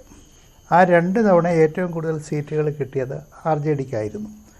പക്ഷേ നിതീഷ് കുമാറിൻ്റെ രാഷ്ട്രീയമായിട്ടുള്ള ഒരു പരിചയവും അദ്ദേഹത്തിൻ്റെ സോഷ്യലിസ്റ്റ് പാരമ്പര്യവും കണക്കിലെടുത്ത് 2 തവണയും RJD പുറകോട്ട് നിന്നിട്ട് നിതീഷ് കുമാറിനെ മുഖ്യമന്ത്രിയാക്കുകയാണ് ചെയ്തത്. RJD ഡെപ്യൂട്ടി മുഖ്യമന്ത്രി സ്ഥാനം സ്വീകരിച്ചു. ഇതിൻ്റെ അടിസ്ഥാനപരമായൊരു കാരണം ഇവിടെ പറഞ്ഞതുപോലെ ബീഹാറിലെ ഒരു സോഷ്യലിസ്റ്റ് രാഷ്ട്രീയത്തിൻ്റെ പശ്ചാത്തലത്തിൽ വർഗീയ ശക്തികളെ ഒഴിച്ചു നിർത്തണമെങ്കിൽ സോഷ്യലിസ്റ്റുകൾ ഒരുമിക്കണം, അതിന് ചില വിട്ടുവീഴ്ചകൾ ചെയ്യണം എന്നുള്ളതിൻ്റെ അടിസ്ഥാനത്തിലാണ് ആ തീരുമാനങ്ങൾ എടുത്തത്. നിതീഷ് കുമാർ പിന്നെ ചാഞ്ചാടി മറുപക്ഷത്തേക്ക് പോയെങ്കിൽ അത് ഞങ്ങളെ സംബന്ധിച്ചിടത്തോളം അതൊരു തിരിച്ചടിയായിട്ട് ഞങ്ങൾ കാണുന്നതേ ഇല്ല. അത് തിരിച്ചടി വരാൻ പോകുന്നത് നിതീഷ് കുമാറിന് തന്നെയായിരിക്കും എന്നുള്ള കാര്യത്തിൽ യാതൊരു സംശയവുമില്ല. ഇവിടെ അനിൽ പറഞ്ഞ ഒരു കാര്യത്തോട് എനിക്ക് കൂട്ടിച്ചേർക്കാനുള്ളത്, ഇന്ത്യ മുന്നണിയെ സംബന്ധിച്ച് മറ്റൊരു വലിയ സാധ്യത ഇവിടെ തുറന്നു വെച്ചിട്ടുണ്ട്. ഇത്തവണ ഇന്ത്യ മുന്നണിക്ക് ഒരുപക്ഷെ ഏറ്റവും കൂടുതൽ സീറ്റുകൾ സംഭാവന ചെയ്യാൻ പോകുന്നത് തെക്കേ ഇന്ത്യയിൽ നിന്നായിരിക്കും. തെക്കേ ഇന്ത്യയിൽ ആകെ 133 ലോക്സഭാ സീറ്റാണുള്ളത്. ആ 133 ലോക്സഭാ സീറ്റിൽ ഇപ്പോൾ BJPക്കുള്ളത് 26, 4, 30 ലോക്സഭാ സീറ്റുകൾ മാത്രമാണ്. തെലങ്കാനയിലെയും കർണാടകത്തിലെയും കോൺഗ്രസിൻ്റെ വിജയത്തോടുകൂടി 100-ൽ പരം സീറ്റുകൾ ഉറപ്പായിട്ടും ഈ സൗത്ത് ഇന്ത്യയിൽ നിന്ന് ഇന്ത്യ മുന്നണിക്ക് കൊടുക്കാൻ പോവുകയാണ്. അതാണ് ഒരു പ്രത്യേകമായ മാറ്റം. 2 ഏറ്റവും കൂടുതൽ സീറ്റുകളുള്ള ബംഗാൾ 40 സീറ്റുണ്ട്. ആ ബംഗാളിൽ നിന്ന് 30 സീറ്റുകൾ മമതാ ബാനർജി കൊണ്ടുവന്ന് ഉറപ്പാണ്. യു പിയിലെ 80 ലോക്സഭാ സീറ്റിൽ ഇപ്പോൾ 72 സീറ്റ് NDAക്കാണ്. പക്ഷേ ആ പാർലമെൻറ്റിന് ശേഷം നടന്ന അസംബ്ലി ഇലക്ഷനിൽ അഖിലേഷ് യാദവിൻ്റെ സമാജ്വാദി പാർട്ടിയും രാഷ്ട്രീയ ലോക്ദളും കൂടെ നടത്തിയ സഖ്യത്തിൻ്റെ അടിസ്ഥാനത്തിൽ ആ നിയമസഭാ സീറ്റുകളിൽ നേരെ പകുതി ഇപ്പോൾ സമാജ്വാദി പാർട്ടിക്കും RLDക്കും ഉണ്ട്. ഇപ്പോൾ സോണിയാഗാന്ധി BSPയുമായിട്ട് സംസാരിച്ചുകൊണ്ടിരിക്കുന്നു. ഇപ്പോൾ അവർ കോൺഗ്രസുമായിട്ടുള്ള ധാരണയിലെത്തിയപ്പോൾ നേരെ പകുതി 80-ൽ 40 സീറ്റുകൾ അല്ലെങ്കിൽ 30 സീറ്റുകളെങ്കിലും ഈ ഇന്ത്യ മുന്നണിക്ക് കിട്ടുമെന്നുള്ള കാര്യത്തിൽ യാതൊരു സംശയമില്ല. മഹാരാഷ്ട്രയിൽ 49 ലോക്സഭാ സീറ്റുണ്ട്. ആ 49 ലോക്സഭാ സീറ്റിൽ മുമ്പേ നമ്മുടെ രാഷ്ട്രീയ നിരീക്ഷകനായ സാറ് പറഞ്ഞത് വളരെ ശരിയാണ്. പക്ഷേ ആ മുന്നണിയെ പിളർത്തിയെങ്കിലും ആ മുന്നണിയുടെ മാസ് ബേസിന് തകർച്ച വന്നിട്ടില്ല. അതിന് ഉദാഹരണം ഞാൻ പറയാം. ആ മുന്നണിയെ പിളർത്തിയതിന് ശേഷം അവിടെ ബൈ ഇലക്ഷൻസ് നടന്നു. ആ ബൈ ഇലക്ഷനിൽ വിജയിച്ചത് ഇന്ത്യ ബ്ലോക്കിൽപ്പെട്ട NCP, കോൺഗ്രസ്, ശിവസേന സഖ്യമായിരുന്നു. UPയിൽ നടന്ന ബൈ ഇലക്ഷനിൽ, കഴിഞ്ഞ അസംബ്ലി ഇലക്ഷന് ശേഷവും പാർലമെൻറ്റിന് ശേഷവും നടന്ന ബൈ ഇലക്ഷനിൽ, പാർലമെൻറ്റിലേക്കും അസംബ്ലിയിലേക്കും നടന്ന ബൈ ഇലക്ഷനിൽ സമാജ്വാദി പാർട്ടി ആണ് ജയിച്ചത്. ബീഹാറിൽ 40 ലോക്സഭാ സീറ്റിൽ ഈ പറഞ്ഞ പോലെ കോൺഗ്രസിന് ഒരു സീറ്റ് കിട്ടി കഴിഞ്ഞ തവണ കിഷൻഗഞ്ചിൽ, ബാക്കി 39 NDAക്കായിരുന്നു. പക്ഷേ ബീഹാറിൽ RJD കോൺഗ്രസ്, CPI, CPML പാർട്ടികൾ ഒരു ഫോർമഡബിൾ കോമ്പിനേഷൻ തന്നെയാണ്. നേരെ പകുതി സീറ്റുകൾ അവർക്ക് കിട്ടും. ഇന്ത്യയിൽ 28 സ്റ്റേറ്റുകളുണ്ടെന്ന് ഓർക്കണം. BJP ശക്തമായിട്ടുള്ളത് UP, ഗുജറാത്ത്, രാജസ്ഥാൻ, മധ്യപ്രദേശ്, ഉത്തരാഖണ്ഡ്, മഹാരാഷ്ട്ര തുടങ്ങിയ സ്റ്റേറ്റുകളിലാണ്. ബാക്കി സ്റ്റേറ്റുകളിലോ പഞ്ചാബിൽ UP BJP ഒരു ഘടകമേ അല്ല. അതുപോലെ ജമ്മു കാശ്മീർ തുടങ്ങിയ സംസ്ഥാനങ്ങൾ തൊട്ട് കേരളം വരെ പരിശോധിക്കുമ്പോൾ നിരവധി റീജിയണൽ പാർട്ടീസുണ്ട്, കമ്മ്യൂണിസ്റ്റ് പാർട്ടീസുണ്ട്, സോഷ്യലിസ്റ്റ് പാർട്ടീസുണ്ട്. അവർക്ക് വളരെ സ്റ്റേക്കുള്ള ധാരാളം സ്റ്റേറ്റുകളുണ്ട്. BJPയെ സംബന്ധിച്ചിടത്തോളം ഏറ്റവും വലിയ പ്രശ്നം എന്താണെന്നറിയാമോ? BJPയെ സംബന്ധിച്ചിടത്തോളം അവർക്കിപ്പം ഘടകകക്ഷികളില്ല. ശിവസേന പോയി, അകാലിദൾ പോയി, TRS പോയി. അവർ തന്നെ 271 സീറ്റ് കൊണ്ടുവരണം. എങ്ങനെ കൊണ്ടുവരും? കഴിഞ്ഞ തവണത്തെ 303 നിന്ന് ഇപ്പോൾ കർണാടകത്തിൽ അവർ 15 സീറ്റെങ്കിലും മിനിമം പിടിക്കും. പിന്നീട് മഹാരാഷ്ട്രയിൽ 20 സീറ്റ് അല്ലെങ്കിൽ 15 സീറ്റ് പിടിക്കും. അതുപോലെ തന്നെ ബീഹാറിൽ പകുതിയോളം സീറ്റുകൾ പിടിക്കും. ഇന്ത്യയിലെ മറ്റ് സ്റ്റേറ്റുകളിലെ ഈ കണക്കുകൾ ഞങ്ങൾ പരിശോധിച്ചപ്പോൾ ഒറ്റയ്ക്ക് BJPക്ക് അധികാരത്തിൽ വരാൻ വളരെ വളരെ ദുഷ്കരമാണ്. ശങ്കരാചാര്യർ പറഞ്ഞു, ഈ അയോധ്യ ടെമ്പിളിൻ്റെ പണി പൂർത്തിയാക്കിയിട്ടില്ല, ഇനി 2 വർഷം കൂടെ വേണം.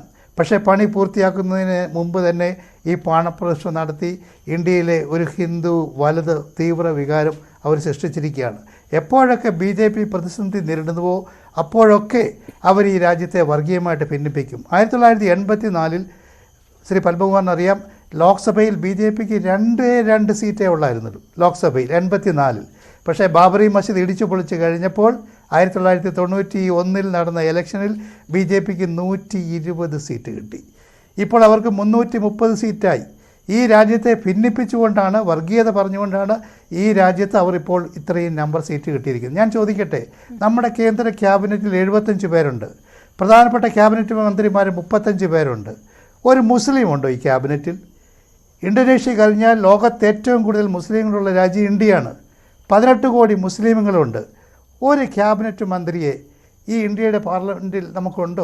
ഇന്ത്യ മുന്നണിയുടെ ഭാഗത്തുനിന്നുണ്ടായോ എന്നാണ് ഞാൻ ചോദിച്ചത്. ഒരു പക്ഷേ RJDയുടെ ഭാഗത്തുനിന്ന് പോലും പ്രധാനമന്ത്രി സ്ഥാനാർത്ഥിയാക്കിയൊക്കെ ഉയർത്തിക്കാട്ടിയ RJD എങ്കിലും അതിലൊരു ആത്മാർത്ഥത ഉണ്ടായിരുന്നോ എന്നൊരു ചോദ്യമൊക്കെ ബാക്കിയുണ്ട്.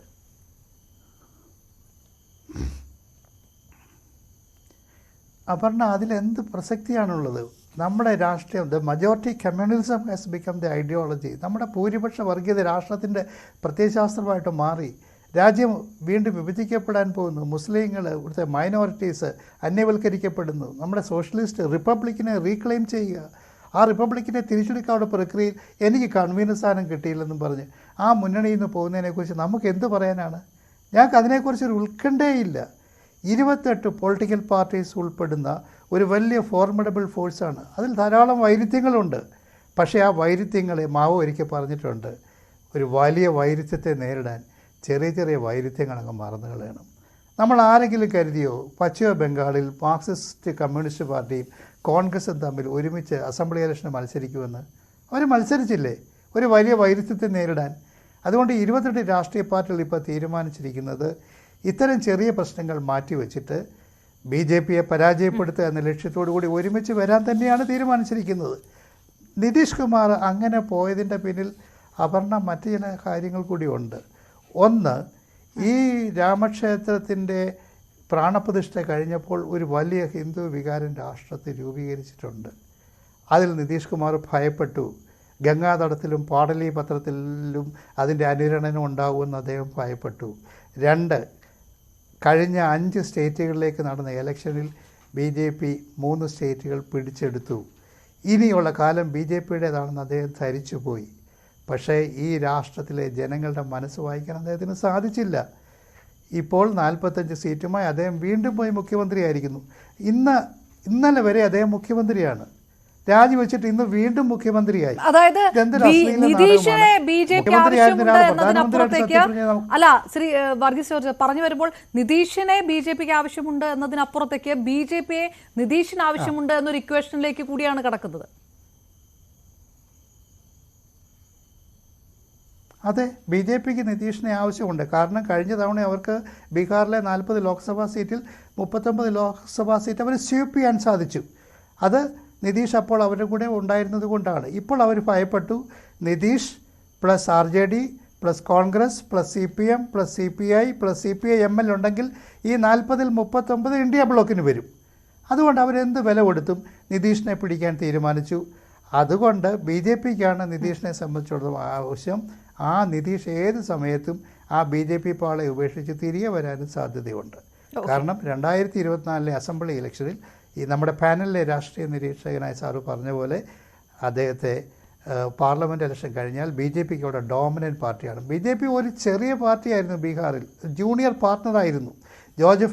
ജോർജ് സാഹിബ് ഇപ്പോൾ അവിടെ വലിയ വികാരമാണ്. ഇപ്പോഴും ജോർജ് സാഹിബ് എന്ന് പറയുന്നത് ജോർജ് ഫെർണാണ്ടസ് അവിടെ അദ്ദേഹത്തിൻ്റെ ശക്തമായ കോൺഗ്രസ് വിരോധം കൊണ്ട് BJPയുമായി ചേർന്നപ്പോഴാണ് അവർക്ക് അവിടെ ഒരു ഫുട് ഹോൾഡ് കിട്ടിയത്. അവർക്കിപ്പോൾ അവിടുത്തെ മേജർ പാർട്ടി ആകണമെങ്കിൽ ഈ നിതീഷ് കുമാറിൻ്റെ പിന്തുണ വേണം. ഒരിക്കൽ അങ്ങനെ കിട്ടിക്കഴിഞ്ഞാൽ അവർ നിതീഷ് കുമാറിനെ പുറന്തള്ളും. അങ്ങനെയല്ലേ എല്ലായിടത്തും നടന്നത്. ഗോവയിൽ BJP ഒരു ചെറിയ പാർട്ടിയായിരുന്നു. അവിടുത്തെ ഏറ്റവും വലിയ പാർട്ടി MGP ആയിരുന്നു, മഹാരാഷ്ട്ര ഗോമന്തക് പാർട്ടിയായിരുന്നു. BJP അവരുമായിട്ട് സഖ്യം ചേർന്നു. ഇപ്പോൾ MGP എന്ന് പറഞ്ഞൊരു പാർട്ടിയുണ്ടോ, അവരെ BJP അങ്ങ് വഴങ്ങി. ആസാം ഗണപരിഷത്ത് അവിടുത്തെ ഏറ്റവും വലിയ പാർട്ടിയായിരുന്നു. BJP അവിടെ ജൂനിയർ പാർട്ട്ണറായിരുന്നു. ആസാമിൽ അവർ BJPയും AGPയുമായിട്ട് സഖ്യം ചേർന്നു. ഇപ്പോൾ AGP എന്ന് പറയുന്ന ആസാം ഗണപരിഷത്ത് എന്നൊരു പാർട്ടിയെക്കുറിച്ച് കേൾക്കാനുണ്ട്. ഞാൻ ഡോക്ടർ വർഗീസ് തിരികെ എത്താം. അതുകൊണ്ട് എല്ലായിടത്തും BJP സഖ്യം ചേർന്നു. അതെ, സഖ്യം ചേരും. അതിനുശേഷം അവർക്ക് നിലനിൽപ്പുണ്ടാവുകയില്ല എന്ന് പറയുന്ന ഒരു വാചകത്തിൽ അദ്ദേഹം പറഞ്ഞ് അവസാനിക്കുകയാണ്. ശ്രീ JR പത്മകുമാർ, അതിന് മറുപടി കൊടുത്ത ശേഷം ഞാൻ അടുത്ത ചോദ്യത്തിലേക്ക് വരാം. അദ്ദേഹം പറഞ്ഞ വർഗീസ് ജോർജ് ഡോക്ടർ എനിക്ക് നേരത്തെ ഞങ്ങൾ ഒരുപാട് ചർച്ചയിൽ പങ്കെടുത്തു. അദ്ദേഹം പറഞ്ഞ കാര്യങ്ങളിൽ തന്നെ കോൺട്രഡിക്ഷൻ ഉണ്ട്. ഇപ്പോൾ BJP ഒരിടത്തും വരില്ല. അദ്ദേഹം ഒരു കണക്കുകൾ പറഞ്ഞല്ലോ, അതിൽ അദ്ദേഹത്തിനുള്ള സ്വാതന്ത്ര്യമാണ്. എല്ലാം അങ്ങനെ ഒരു ധാരണയിലിരിക്കട്ടെ. എല്ലാ സ്റ്റേറ്റിലും കണക്കുകൾ നോക്കിയിട്ട് BJPക്ക് രക്ഷയില്ല. എന്നിട്ട് അടുത്ത അത് തീരുന്നതിന് മുമ്പ് അദ്ദേഹം പറയുന്നത് 24 തെരഞ്ഞെടുപ്പ് കഴിയുമ്പോൾ BJP ഒരു പ്രോമിനൻറ്റ് പാർട്ടിയായി മാറും. അപ്പോൾ പിന്നെ നിതീഷിനെ ആവശ്യമില്ലാതെ വരും, നിതീഷിനെ കളയും ആവശ്യമില്ലാതെ. ഇത് തമ്മിലൊരു കോൺട്രഡിക്ഷൻ ഉണ്ട്. അത് പറഞ്ഞോട്ടെ സാർ, അത് കോൺട്രഡിക്ഷൻ ഉണ്ട്. പിന്നെ അദ്ദേഹം ഇവിടെ പറഞ്ഞ കാര്യം അദ്ദേഹം എനിക്ക് അല്ല BJP ഒരു വലിയ ഇതായിട്ട് മാറും, ഇദ്ദേഹത്തിനെ ഞാൻ കളയും എന്നുള്ളതാണ് താങ്കൾ പറഞ്ഞതിനെ ഞാൻ മനസ്സിലാക്കിയത്. പിന്നെ ഈ പറഞ്ഞ കാര്യങ്ങൾ, ഇദ്ദേഹം പറഞ്ഞ കാര്യങ്ങളൊക്കെ ഒരുപാട് തവണ നമ്മൾ ചർച്ച ചെയ്തിട്ടുള്ള BJPക്കെതിരെ ഉന്നയിക്കുന്ന ആരോപണങ്ങൾ ഞങ്ങൾ കഴിഞ്ഞ 9 വർഷമായിട്ട് അധികാരത്തിൽ വന്നിട്ടുണ്ട്. ഏകദേശം ഒരു 400 പദ്ധതികൾ ഇന്ത്യയിൽ ജനങ്ങൾക്ക് വേണ്ടി നടപ്പിലാക്കിയിട്ടുണ്ട്. ഏതെങ്കിലും ഒരു മതത്തിൻ്റെ പേരിൽ ഏതെങ്കിലും ഒരാളിന് അല്ലെങ്കിൽ ഒരു ജാതിയുടെ പേരിലോ മതത്തിൻ്റെ പേരിലോ രാഷ്ട്രീയത്തിൻ്റെ പേരിലോ ഒരാളിന് ആ അവകാശം നിഷേധിക്കപ്പെട്ട ഒരു ചരിത്രമില്ല ഇന്ത്യയിൽ. പിന്നെ 14 വരെ ഇന്ത്യയിൽ എന്തായിരുന്നു ഇപ്പോൾ ഇന്ത്യയുടെ സ്ഥിതിയെന്നും ഇപ്പോൾ എന്ത് സ്ഥിതിയാണെന്നുള്ള കാര്യം ലോകത്ത് അറിയാം, ഈ നാട്ടിലെ സാധാരണ ജനങ്ങൾക്കും അറിയാം. ഞങ്ങൾ വർഗീയതയാണോ വിൽക്കുന്നത്, അതേ ഈ ഇന്ത്യയുടെ വികസനമാണോ ജനങ്ങളുടെ നന്മയാണോ മുന്നോട്ട് വയ്ക്കുന്നതെന്ന് എല്ലാവർക്കും അറിയാം. പിന്നെ നമുക്കറിയാമല്ലോ 50-55 വർഷക്കാലം ഭരിച്ചും അതേ നേരത്തും ജനാധിപത്യമില്ല. നമ്മൾ പറയാറുണ്ടോ, അമ്മയും നീക്കി മകളും നീക്കി അവസാനം നാഴിയുടെ മൂട് തേഞ്ഞു എന്ന് പറയുമ്പോൾ മതേതരത്വം എന്തായിരുന്നു കോൺഗ്രസിൻ്റെ കഴിഞ്ഞ കാലത്ത് നടപ്പിലാക്കിയത്, അത് ഇപ്പോൾ അവർ ഇന്ത്യയിൽ ഭരണത്തിലിരുന്നപ്പോൾ എങ്ങനെയാണ് മതേതരത്വം നടപ്പിലാക്കിയതെന്ന് അറിയാമല്ലോ. ഈ പറഞ്ഞ കാര്യങ്ങൾ, ഇദ്ദേഹം പറഞ്ഞ കാര്യങ്ങളെല്ലാം തന്നെ ഇപ്പോൾ ശ്രീരാമക്ഷേത്രത്തിൻ്റെ കാര്യം ശരി, 370 യൂണിവേഴ്സിറ്റി ഉൾപ്പെടെ എല്ലാം ഞങ്ങളെ സംബന്ധിച്ചിടത്തോളം എത്രയോ കാലം മുമ്പ്, ഇപ്പോൾ കാശ്മീരിൻ്റെ ഇഷ്യൂ ആണെങ്കിൽ ഞങ്ങൾ ജനസംഘ കാലഘട്ടം മുതൽ ഉയർത്തിക്കൊണ്ടുവന്നൊരു വിഷയമാണ്. ഞങ്ങൾക്ക് അധികാരത്തിൽ വരാൻ അവസരം കിട്ടിയപ്പോൾ ഞങ്ങളത് നടപ്പിലാക്കാൻ ശ്രമിക്കും. രാമജന്മഭൂമി പ്രശ്നം ഞങ്ങൾ എത്രയോ കാലമായി ഉയർത്തിക്കൊണ്ടുവന്ന പ്രശ്നമാണ്. അത് കോടതി വന്നൊരു വ്യവഹാരത്തിൻ്റെ ഒരു തീർപ്പ് കൽപ്പിച്ചു, അതിനൊരു ട്രസ്റ്റ് ഉണ്ടാക്കി. ആ ട്രസ്റ്റിൻ്റെ തീരുമാനമാണ്, അതിൽ ഞങ്ങൾ ഇടപെടേണ്ട കാര്യമില്ല, ഗവൺമെൻറ് ഇടപെടേണ്ട കാര്യമില്ല. അതിന് ഞങ്ങൾ അതുമായി യോജിച്ച് നിൽക്കും എന്നുള്ളതാണ് കാര്യം. അതുകൊണ്ട് ബാക്കി അദ്ദേഹം പറഞ്ഞ കാര്യങ്ങൾക്ക് ഓരോ സ്റ്റേറ്റിലെ അവസ്ഥകളും ഇതൊക്കെ അദ്ദേഹത്തിൻ്റെ നല്ല കാര്യം. പിന്നെ ഞാൻ ഒരു കാര്യം കൂടി പറയാം. അദ്ദേഹം പറഞ്ഞപ്പോൾ മറ്റേ അയൽ ബോസും പറഞ്ഞിട്ട് പോയല്ലോ, ഈ ഇപ്പോൾ ബീഹാറിൽ ഇത്ര കിട്ടും, നമ്മുടെ കർണാടകയിൽ ഇത്ര കിട്ടും, UPയിൽ ഇത്ര കിട്ടും, ഉള്ള ഒരു സീറ്റ് കൂടി നഷ്ടപ്പെടുന്ന അവസ്ഥയായിരിക്കും ഉണ്ടാകുമെന്ന്. പിന്നെ നമ്മുടെ രാഷ്ട്രീയ നിരീക്ഷകൻ പറഞ്ഞൊരു പെർസെൻറ്റേജ് കണക്ക് അതെനിക്കൊട്ട് അത്രയ്ക്ക് പിടികിട്ടുന്നില്ല. കാരണം ഈ പ്രൊപ്പോർഷണൽ റെപ്രസെൻറ്റേഷൻ അല്ല നമ്മുടെ ഡെമോക്രസിയിൽ ഉദ്ദേശിക്കുന്നത്. അങ്ങനെയാണെങ്കിൽ ടോട്ടൽ ഇത്ര പെർസെൻറ്റേജ് കിട്ടിയുള്ളൂ, അതുകൊണ്ട് ഇത്ര സീറ്റേ കിട്ടുകയുള്ളൂ, അത് കിട്ടി, അങ്ങനെ അല്ല. ഓരോ സീറ്റിലെയും വോട്ടുകളുടെ എണ്ണത്തിൻ്റെ അടിസ്ഥാനത്തിലാണ് സീറ്റുകളുടെ നിശ്ചയിച്ചു വരുന്നത്. അപ്പോൾ താങ്കൾ പറയുന്ന ഈ 37% എന്നുള്ളത് ഒരിക്കലും ഒരു യോജിക്കുന്നൊരു ലോജിക്ക് അല്ല എന്നാണ് എനിക്ക് പറയാനുള്ളത്. ഒരു സ്ഥലത്ത് ചിലപ്പോൾ തൂക്കുന്ന പാർട്ടിക്ക് വളരെ കുറച്ച് വോട്ട് കാണും, ജയിക്കുന്ന പാർട്ടിക്ക് വലിയ കൂടുതൽ വോട്ട് കാണും. ആ പെർസെൻറ്റേജ് അടുത്ത സീറ്റിൽ കണക്കാക്കാൻ പറ്റില്ല, സ്റ്റേറ്റ് വൈസിൽ പോലും കണക്കാക്കാൻ പറ്റില്ല. അപ്പോൾ അതുകൊണ്ട് BJP 52% സ്റ്റേറ്റ് വൈഡ് നോക്കിയാൽ 52% കൂടുതൽ പിടിച്ച സ്റ്റേറ്റുകളുണ്ട്, സീറ്റുകളുണ്ട്. എത്രയോ സീറ്റുകൾ 52% കൂടുതൽ വോട്ട് നേടിയ സ്ഥലങ്ങളുണ്ട്. അപ്പോൾ അതുകൊണ്ട് അദ്ദേഹം പറഞ്ഞ ആ കണക്ക് ശരിയാവും തോന്നില്ല. ഞങ്ങളെ സംബന്ധിച്ചിടത്തോളം ജനങ്ങളുടെ ക്ഷേമത്തിന് വേണ്ടി പദ്ധതികൾ നടപ്പിലാക്കി. ഞാൻ ബീഹാറിലെ വിഷയത്തിലേക്ക് ഒന്നും കൂടെ കടക്കുകയാണ്. നിതീഷിനെ വീണ്ടും കൂടെ കൂട്ടുന്നതിൽ ബീഹാർ BJPക്കകത്ത് എന്ത് രീതിയിലുള്ള പൾസാണ്? അതിനകത്ത് സ്വാരസ്യങ്ങളില്ലേ? സുശീൽ കുമാർ മോദിയെ അടക്കം വലിയ രീതിയിൽ ചുക്കാൻ പിടിച്ചുകൊണ്ട് അദ്ദേഹത്തെ പാർട്ടിയിലേക്ക് കൊണ്ടുവരുന്നു. പക്ഷേ നിതീഷ് അവസരവാദിയാണ് എന്ന് പറഞ്ഞ് വിമർശിക്കുന്ന നേതാക്കൾ BJPയിൽ തന്നെ ബീഹാറിൽ അല്ല. അത് ഞങ്ങളെ സംബന്ധിച്ചിടത്തോളം പാർട്ടി ഒരു ഡിസിഷൻ എടുത്താൽ പാർട്ടിയിൽ എല്ലാവരും അത് അംഗീകരിക്കും. ഞങ്ങളുടെ പാർട്ടിക്കകത്ത് ചിലപ്പോൾ അഭിപ്രായ വ്യത്യാസം ഉണ്ടെങ്കിൽ ആ പാർട്ടി വേദികളിൽ പറയും. അതുകൊണ്ട് ഈ വിത്തെടുത്ത് കുത്തുന്ന ഒരു ഏർപ്പാട് നമുക്കില്ല. ഇത് പറഞ്ഞിരിക്കുന്നത് ഗിരിരാജ് സിംഗ് പറഞ്ഞിരിക്കുന്നു. അദ്ദേഹം ബെഗുസരായ് മണ്ഡലത്തിൽ നിന്ന് 4.5 ലക്ഷം വോട്ടിലേറെ വലിയ ജനപിന്തുണയിൽ ജയിച്ച ഒരാളാണ്. അപ്പോൾ സ്വാഭാവികമായിട്ടും പാർട്ടി അണികൾക്ക്, നേതാക്കന്മാർക്ക് ഇതാണ് നിതീഷിന്റെ ചരിത്രം, ഇങ്ങനെയാണ് നിതീഷ് ചെയ്യുക, അദ്ദേഹം ചാഞ്ചാടുന്ന ഒരു സ്വഭാവമാണ് എന്നുള്ള അഭിപ്രായങ്ങൾ BJP നേതാക്കളുടെ ഭാഗത്ത് വരിക. അപ്പോൾ മുഴുവൻ പാർട്ടി അണികളെയും നേതാക്കളെയും വിശ്വാസത്തിൽ എടുത്തുകൊണ്ടല്ല ഇങ്ങനെ ഒരു തീരുമാനം. കേന്ദ്ര നേതൃത്വം അടിച്ചേൽപ്പിക്കുന്നതാണ് ഈ തീരുമാനം എന്നുകൂടിയല്ലേ? ഇപ്പോൾ കേരളത്തിലൊരു തീരുമാനം എടുക്കണമെങ്കിൽ ഞങ്ങൾക്ക് 30 ലക്ഷം മെമ്പർഷിപ്പ് ഉണ്ടെങ്കിൽ 30 ലക്ഷം ആളുകളെയും വിളിച്ചു ചേർത്തിട്ടല്ലല്ലോ തീരുമാനിക്കുന്നത്. അതിന് അതിനൊരു ഘടകമുണ്ട്. ആ ഘടകം തീരുമാനം എടുക്കും. അത് ആ ഘടകത്തിന് പാർട്ടി ലോയൽ ആയിട്ടുള്ള ആളുകൾ അത് തീരുമാനം അംഗീകരിക്കുമെന്നുള്ളതാണ്. പിന്നെ ഞങ്ങൾക്ക് അഭിപ്രായ വ്യത്യാസം പറയേണ്ട വേദിയിൽ പറയും. അദ്ദേഹം പറഞ്ഞത് ഈ കർപ്പൂരി താക്കൂർ സംഭവത്തിന് ശേഷം, ആ ചടങ്ങിന് ശേഷമാണ് ഗിരിരാജ് സിംഗ് അഭിപ്രായം പറഞ്ഞിട്ടുണ്ടാവും. ഇപ്പോൾ നിതീഷ് കുമാർ ഞങ്ങളെ കുറിച്ച് പറഞ്ഞിട്ടില്ലേ?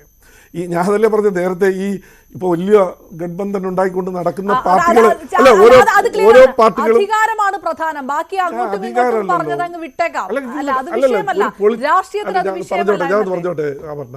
ജനാധിപത്യത്തിൽ, നമ്മുടെ പാർലമെന്ററി ജനാധിപത്യത്തിൽ അധികാരം ഒരു ഘടകം തന്നെയാണ്. ഇല്ലെങ്കിൽ ഞങ്ങൾക്കൊക്കെ സന്യസിക്കാൻ പോയാൽ പോരെ.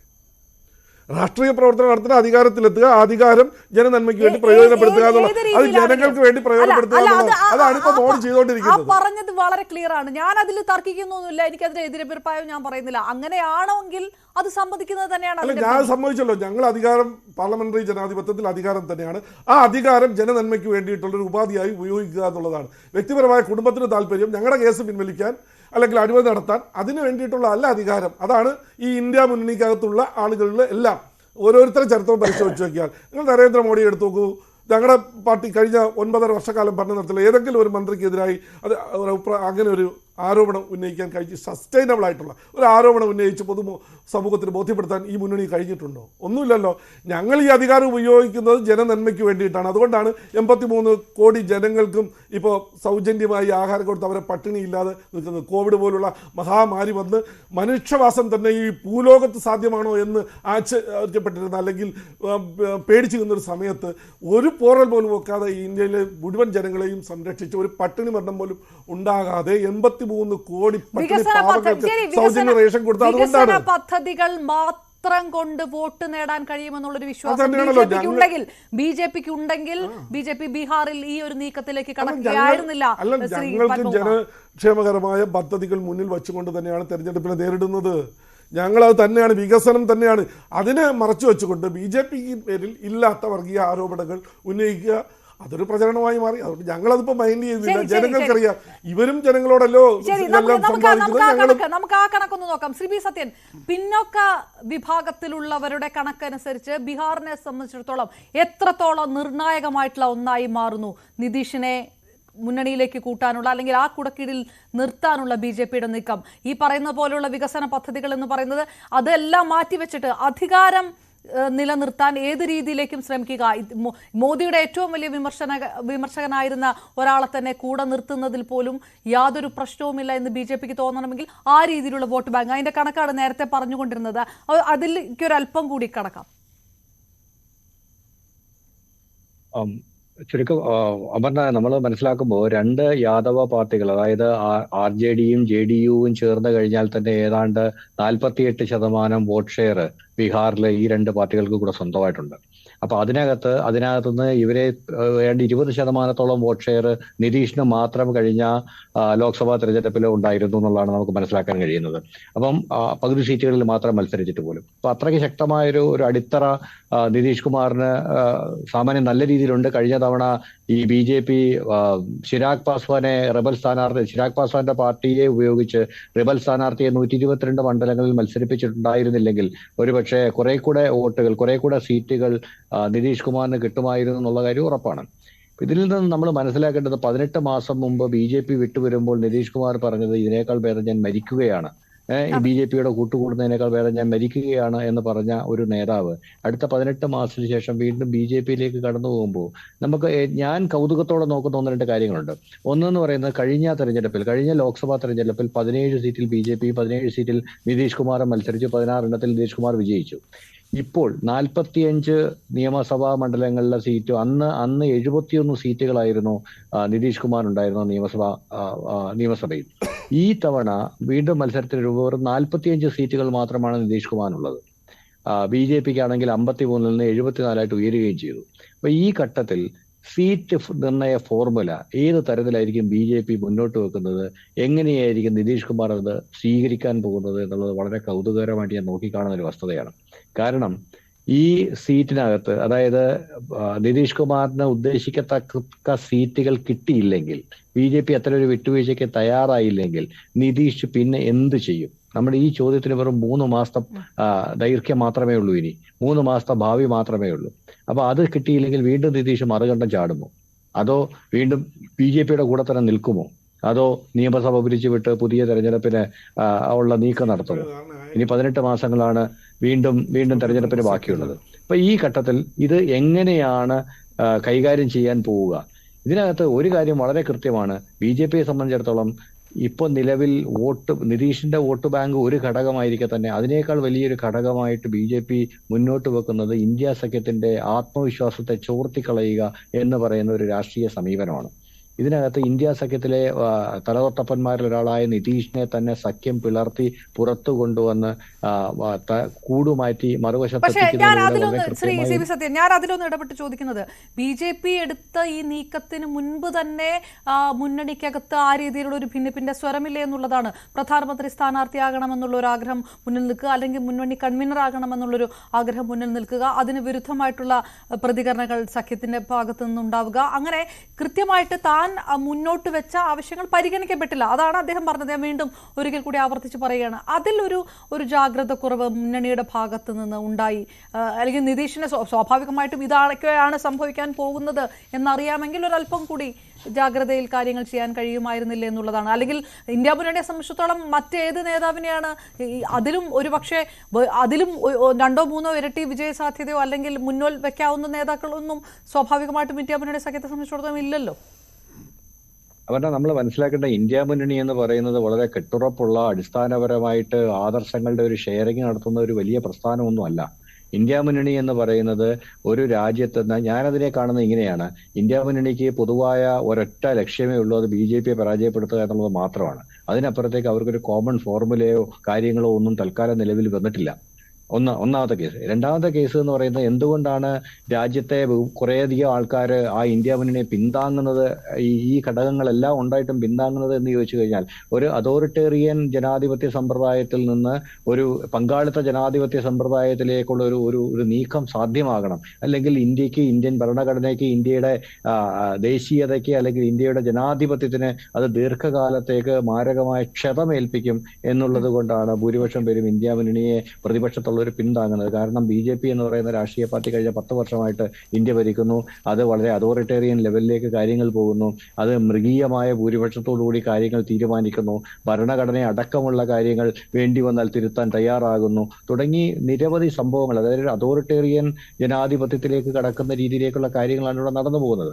അപ്പൊ അതിനെതിരെയുള്ള ഒരു അവസാന ശ്രമം എന്ന നിലയ്ക്കാണ് സത്യത്തിലെ ഈ ഇന്ത്യ സഖ്യത്തിനെ ഒരു ഭാഗം ജനങ്ങൾ നോക്കിക്കാണുന്നത്. അതിനെതിരെ ഈ അതോറിറ്റേറിയൻ ജനാധിപത്യം എന്ന് പറയുന്നതിൽ നിന്ന് ഒരു പങ്കാളിത്ത ജനാധിപത്യം എന്ന നിലയ്ക്ക്, അല്ലാതെ അടിസ്ഥാനപരമായിട്ട് ഇതൊരു ഒരു പർട്ടിക്കുലർ ഒരേ ആദർശം പിന്തുടരുന്ന ഒരു കൂട്ടം നേതാക്കളുടെ അല്ല. ഇവരുടെ എല്ലാം പ്രധാനപ്പെട്ട സംഗതി എന്ന് പറയുന്ന ഭീതിയാണ് ഒന്ന്. ഇന്ത്യ മുന്നണിയിലെ നമ്മൾ സത്യസന്ധമായി പരിശോധിച്ചു കഴിഞ്ഞാൽ ഇന്ത്യ മുന്നണിയിലെ ഭൂരിപക്ഷം പാർട്ടികളുടെയും അടിസ്ഥാന വികാരം ഭീതിയാണ്, 2 അധികാരത്തോടുള്ള ആഗ്രഹം തന്നെയാണ്. ശ്രീ BJPയുടെ പ്രതി പറഞ്ഞാൽ അധികാരം ഒരു വലിയ ഘടകം തന്നെയാണ്. അപ്പൊ അതിനകത്ത് എനിക്കിനി എന്ത് കിട്ടുമെന്നുള്ളതും ഒരു വലിയ പോയിന്റാണ്. നിതീഷ് കുമാറിനെ തീർച്ചയായും സമയപരിമിതി കൊണ്ട് ഏതായാലും ഒറ്റ കാര്യം ഉറപ്പാണ്, ലോക്സഭാ തെരഞ്ഞെടുപ്പിന് ചുരുക്കം മാസങ്ങൾ മാത്രം ബാക്കി നിൽക്കെ BJPയെ സംബന്ധിച്ചിടത്തോളം ഏറെ മൈലേജുള്ള ഒരുപാട് വിഷയങ്ങൾ മുന്നിൽ വെക്കാനുള്ള സമയമാണ്. കൂടുതൽ രാഷ്ട്രീയ പ്രതിരോധം തീർക്കേണ്ട സാഹചര്യമായിരുന്നു ഇന്ത്യ മുന്നണി. അതിന് വിരുദ്ധമായിട്ടുള്ള വിഷയങ്ങൾ, പാളയത്തിൽ പടയടക്കമുള്ള കാര്യങ്ങൾ വരുമ്പോൾ ഏത് രീതിയിലാണ് വരും ദിവസങ്ങളിൽ മറ്റ് സീറ്റ് വിഭജന ചർച്ചകൾ അടക്കമുള്ള കാര്യങ്ങൾ ഇന്ത്യ മുന്നണി പരിഹരിക്കുക എന്നുള്ളത് കൂടി രാഷ്ട്രീയപരമായി ഉറ്റുനോക്കുന്ന കാര്യമാണ്. ഒപ്പം നിതീഷ് കുമാറിൻ്റെയും BJP ബന്ധം അതേത് രീതിയിലായിരിക്കും, ഈ പറഞ്ഞതുപോലെ തന്നെ തെരഞ്ഞെടുപ്പ് അടുക്കുമ്പോൾ സീറ്റ് നിർണയത്തിലടക്കം അതേത് രീതിയിലായിരിക്കും പോകുക എന്നതും ഉറ്റുനോക്കുന്ന കാര്യമാണ്. പ്രേക്ഷകരോട് നമ്മൾ ചോദിച്ചു, നിതീഷ് ഇന്ത്യ മുന്നണിയെ ചതിച്ചോ, വഞ്ചിച്ചോ, അതാണോ പ്രേക്ഷകരുടെ അഭിപ്രായം എന്ന് ചോദിക്കുമ്പോൾ 76% പ്രേക്ഷകരും അതേ എന്നുള്ള അഭിപ്രായം പറയുന്നു. അല്ല എന്ന് 20% പ്രേക്ഷകർ മാത്രമാണ്. 4% പ്രേക്ഷകർ പ്രത്യേക അഭിപ്രായം രേഖപ്പെടുത്തിയിട്ടില്ല. പൂർണ്ണമാകുകയാണ് പ്രൈം ഡിബേറ്റ്. വളരെയധികം നന്ദി ശ്രീ JR പത്മകുമാർ, ഒപ്പം advocate doctor Varghese George, Shri CB Sathyan, നേരത്തെ അനിൽ ബോസും ചർച്ചയിൽ പങ്കെടുത്തതിന് നമസ്കാരം.